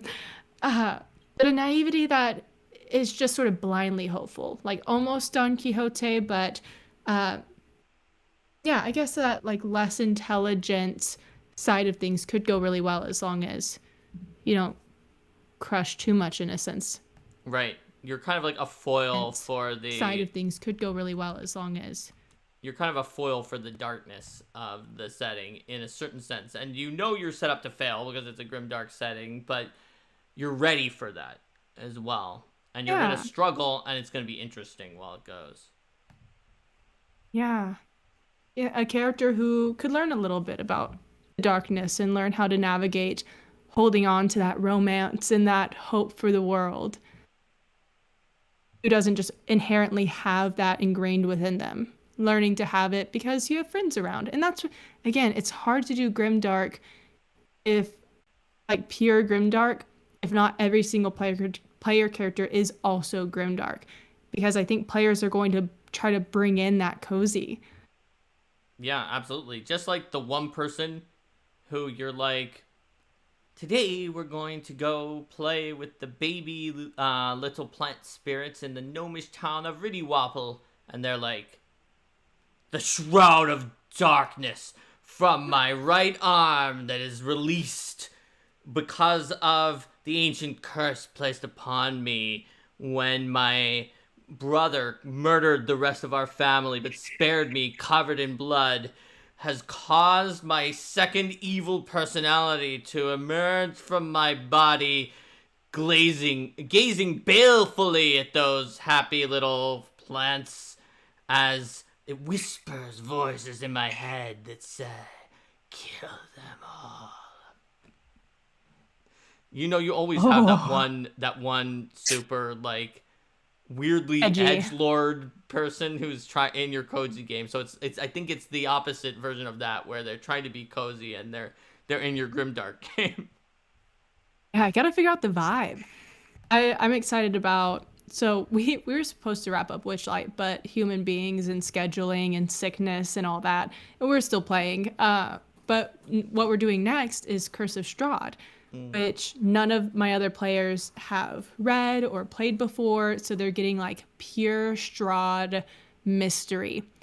And I'm really excited to run it because I was like, I know a lot of people go dark and edgy with their characters, but I really liked the idea of having them just be adventurers. You don't know you're about to be in a dark world. You're just some normal adventurers. You helped out a noble a town over with some kobolds that took over his mine, and you're just trying to make some money and do some good things.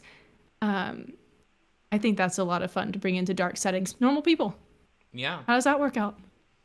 And like Ravenloft is the classic gothic horror fantasy setting from D&D, but in the sense, it's not just some gothic horror place you go to. It's also very, very similar to the kinds of like eerie otherworlds that you see in dark fairy tale style dark fantasy settings, because of the fact that like Ravenloft with the mists and the way that the domain lords are set up has these strange rules, these unusual rules that can grant power but at a price that, like, it's like they're very strong, but they themselves are trapped. They are the warden and the inmate of their own realm within Ravenloft. And so like there's something of a dark fairy tale vibe to it as well that's I think pretty evocative there.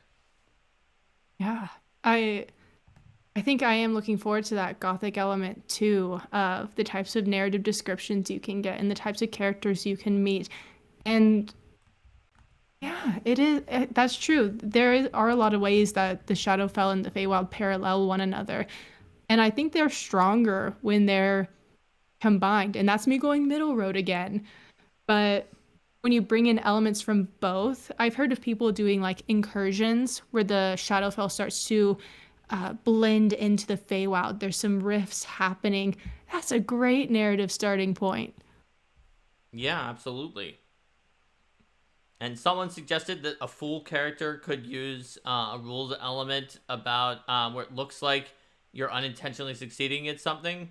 They gave an example from Pathfinder in Guns and Gears. There's an archetype called Unexpected Sharpshooter that's based off of like Vash the Stampede from Trigun type character, who is just like, looks like they're this harmless person who is just, oh, you know, whatever, but then is just like accidentally dodging these attacks, but is really just that good at dodging or aiming that they're actually making trick shots or avoiding things on purpose, even though it looks like they just crouched down to look at a little bird that was down there, but they were actually had seen well before the person shot and then ducked.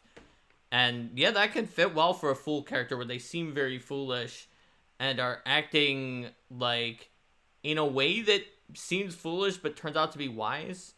I found that wisdom is one of the stats that's hardest to roleplay.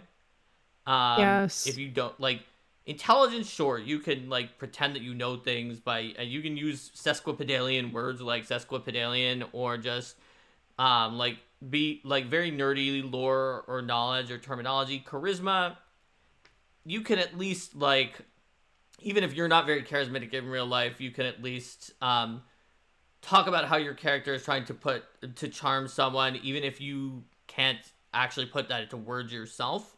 But being wise and actually choosing the wise path, I feel like you almost have to luck into it. Often I play wise characters, I try to like be not too hasty. I try to not be like the opposite end, but whether I'm wise or not, I'm not sure. The one time that it turned out where I was like, yes, I felt so wise. I felt kind of like a Shakespearean fool or that kind of character that was being represented there was I was playing a one-shot, and it was like some kind of Mortal Kombat style. We were going to go to an island where there was going to be a tournament that was like a martial arts tournament. And so they told us to go onto this boat that was going to take us there. And they're like, see who can get to it first. It's part of your first challenge. And everybody, it's like it's not an official challenge, but everybody was really competitive. And they rushed each other to get onto that boat. And my character, like, I was just like being weird because I was like, I need to be wise, but I don't know what's what and whatever. So I just kind of solemnly nodded. I took a rock and I skipped it against the water on the pier. And like someone who was playing a police officer whose partner had been like missing on the island but passed by me and was like, are you going to be okay there? And I was like, I'll get on in time. It was not time yet. You will see. And then I just kind of stood there like, all right. And then the boat was revealed to have a bomb on it. It was about to explode. Like 20 enemies appeared on the boat. The police officer who stopped to talk to me and I were the only ones who were not caught in a pincer attack. And then more people came onto the dock that would have blocked our way off. So I wound up fighting those guys on the dock at a choke point, completely stopping them from cutting the way off, while everybody else then had to run off the boat. And then afterwards, the police officer was like thinking, he's like, you're so wise. You knew all of that was going to happen.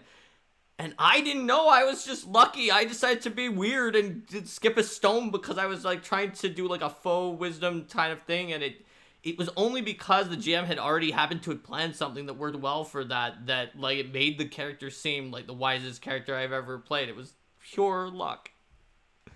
Yeah. Well, that also rewards you for making interesting decisions.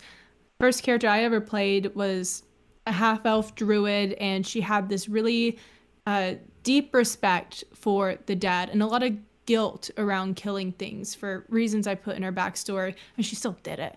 But we were trying to find this cave, and within this cave, we knew there would be a sword that we needed to kill a dragon. Classic D&D. And the cave was set into the ground under a mound that looked like a dragon's skeleton. So we arrive, and the other players, the first thought you do is, oh, well, let's go to the mouth of this dragon and look around and see if the entrance is there. And my character wants to show some respect first, pay some respects. This might have been a real thing. And so I walk up to the highest point, the tallest spine, and I just give it a big ol' hug. I thought I was wasting everyone's time, and then I feel the spine shift, and I found the door to hinge open, and it worked out because I did a weird thing. That's it felt amazing. great. It's so weird. It's really fun when you do the weirdly correct thing. That reminds me, in Pathfinder, there's a type of like trap or hazard type thing called a haunt. That's like, it's from like a restless spirit. Usually, it'll reset itself if you don't put the spirit to rest.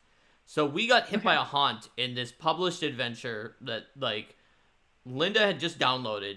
Like clearly, no one there had read it because it just came out that day. Like she started running it. And we get hit by this haunt that was from this guy who was part of our organization, but that he was betrayed by like priests of a relatively good aligned, like neutral but kind of tending towards good deity who hates undead in a country of undead, where those priests just went on a rampage killing everybody around that were undead, and it blew the cover of this guy and got him killed. Just very, very foolish decision. And so this was like kind of his gravesite. So my cleric character, I was like, all right. So we've dealt with this haunt. I have no idea what his business is. We maybe just completing the adventure will get rid of it. But for now, I'm going to pour some holy water on here. I guess I'll cast Bless. I'll give him some last rites. And I'll tell him that, like, we're sorry. We're also here from this organization. And then I was like, and then I'm just going to, like, complain about a little bit about the priests of Pharasma. Because what were they even doing? Why did they do this? This is just, they're awful. And then Linda started giggling. And I was like, what's going on? And she's like, well, the haunt has been cleared. And I was like, why? And she's like, well, it says, I can't remember now exactly which. It says you have to do 3 things to clear it. So it's like impossible that you'll do it. No you way. You have to put holy water on it and cast Bless. I don't remember exactly which 2, but you also have to denounce the priests of Pharasma for being terrible. Stop. And I was like, what? But that was like so specific. That's exactly what I did. She was like, if I hadn't just like downloaded it right when it came out and clearly read it, and you don't have a computer or anything, I would think like you read this and you were just doing it because you did exactly the thing that's in here. It's wild. Yeah, how did you do that so perfectly? I don't know. I was just really frustrated with the priest at the moment for like randomly blowing his cover. I have a player like that who somehow she figures it out. Like, it's scary because she'll have barely a hint or be introduced to a thing, and she just says, well, guys, what if this is this? And no one listens to her because she doesn't have enough evidence to present that. I'm sitting there in terror. How did you guess? How did you figure that out? How did you solve a riddle before I gave it to you? And someone mentioned intuition in the comments. Her intuition is off the charts, and it's terrifying DMing for her. And I'm telling you, our players have to start listening to her more, as much as I don't want to say that. Because a number of times she's been right, and everyone's been like, well, let's wait till we have more evidence. They should listen. How would you do that? They should listen. They should. Reminds me of... I had a halfling character named Alkyone that I played, and she was an archivist from 3.5 D&D, which is like a class that like collects weird divine information from different sources. Rather than being a cleric, they have like the apocrypha of everything. And so I wanted her to be a conspiracy theorist who had the wildest, most outlandish theories for no reason. And it was like, you know, probably pretty wrong. So I started by saying, okay, this is like, it's got a Forgotten Realms deities. So I'm vaguely associated with the Church of Lathander, but they hate me because I subscribe to the Amanator heresy, where Lathander was just Amanator, the old sun god of the Forgotten Realms, who failed. And then to get better PR, he's like, no, I'm Lathander. I'm a new sun deity of new beginnings and friendship. And that's not, Amanator's a different guy. Because there was in the lore, there was a heresy that said that was like definitely said to be wrong, that small subset of people believed that they were the same person. So I decided to do that. So then I just made up things for no reason throughout the adventure. Like, for example, there was a time when we saw like on the wall written in blood, Drakthar lives, that like the goblins we were cleaning out wrote on the wall. And so the guard captain is like, you need to deal with this. The goblins wrote this on the wall. What are you going to do? And so I said, well, we are dealing with a vampire, so you need to get us magical silver weapons. And he's like, why are we dealing with a vampire? I said, I have determined that Drakthar is a vampire because there was blood on the wall and his name is Drakthar. And I have many other reasons that I can't tell you. Put the pieces together, man. It would reveal my sources. And she was just making it up. It was a conspiracy theorist. But then he was like, no, I'm not giving it to you. You're wrong. And we kept going, and he was a vampire. And I had bought it on my own dime and given it out to the party members. And the guard captain apologized. But really, he should have been right, because I just decided that guy was a vampire, that some other person was a beholder in disguise, who was a beholder in disguise that I just made up based on his name. And then in 4th edition D&D, they canonized that a Monitor is Lathander. That was the true cherry in the top, because that was the one thing that she was actually wrong about. And then that turned out to be right. And so, like, everything Alkyone said turned out to be true, except one, and that's the one thing that I still claim as the player, that the GM, even though they are the arbiter of the campaign world, is factually wrong. I'm gonna go over it, and you can decide if I'm right or not. So we started out this campaign. I came from a neighboring city, and there was campaign information about it from the library, because I was a librarian. And so I came to the gate, and the GM was role-playing my arrival as sort of like the party is supposed to meet in an alleyway where they get ambushed by a thieves guild that are made up of disaffected guards who weren't paid enough. They created a thieves guild to ambush people. So anyway, I go to the gate, and the guard is like, oh, welcome to the town. What do you want to do? And we knew which side of the town I arrived from, because the city I arrived from was a specific city. Let's say it was the west. I said, I want to go to Blue Crater Academy. So he gives me this instructions to get there. It's like 5 steps. You go east along this way, and then turn here, and then turn here. It took me to the ambush alley where the other party members were.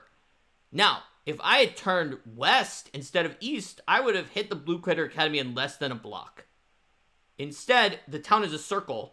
I walked like 90% of the circle or 80% of the circle in the wrong way, instead of walking just 1 block to the academy, through 3 alleyways, one of which I was ambushed by a thieves guild made up of guard members who wanted to get more money. So you tell me, if was Bob the guard a member of that thieves guild? Because I maintain, even though the GM told me out of character that he wasn't, that he is. And my character definitely thought he was, and kept telling the guard captain, we're not going to do your next quest until you find Bob the guard, who is definitely part of this thieves guild, and make an example. And he's like, we have like 20 guards named Robert. It's like, that's fine. I'll recognize him. Bring me all the guards named Robert. I will tell you which one is Bob the guard. Line them up. I can tell you. And he's like, no, I don't think we're going to do that. But like, and then the GM was like, look, Mark, out of character. He was not supposed to be that. I was like, but come on, why would he tell me to go that way? It doesn't make any sense. I was right next to where I wanted to be. And so that was... I'm with you on this, man. Yeah, see? So weirdly, that character was just like, I was trying to make her wrong for most of these. And just like the game world, and then eventually Wizards of the Coast conspired to make Alkyone or Brandir correct about all of her conspiracy theories. It was a little... I felt like sometimes like a little bit eerie of like the occurrences of just like these things I made up coming true. Like, you know, like the curse of the bard's tongue, where like the things you say that you didn't mean to turns out to be true, even if it's a bad thing. It was wild. Yeah, are you feeling vindicated, or is there an actual conspiracy theory here? I don't know, but it was written in the published adventure, so it's not like the GM changed things. If anything, the fact that he wouldn't even make that one thing that fit really, really well with Bob the Guard into something shows that he just played it straight as it was written. Isn't there one movie that it's about a guy who's a conspiracy theorist, and he like posts about his conspiracy theories online, and then one of them's actually correct and the government comes after him? I think so. I think there's a movie like that. There's subgenre of movies that are thrillers that are about that kind of general theme. Yeah. All right. I thought about... Oh, no. I could keep talking about stories, I just realized, but we've been chatting for a while. I think we went for a good amount of time, and I feel like we were able to find our own version of Steven talking about 80s movies where we can do digressions into like D&D and Pathfinder campaigns, fairy tales, and like random literature stuff. So we'll see how much the audience likes our random digressions versus the movies. I think they probably like the movies because they're used to it by now and they have self-selected for that audience. But you can tell me in the comments, and I'm sure you will. Any last thoughts about the side tangents or the main topic, Hannah? I think that hearing about people's crazy D&D experiences and uncanny game moments is great. And I think that whether people play grimdark or fun, cozy fantasy, that we should all just have fun. All right. I think we're all here to have a good time. And I had a good time today. Me too. So then, everyone, until next time, if you want to battle the zoo, you have to roll for combat. Bye, everyone.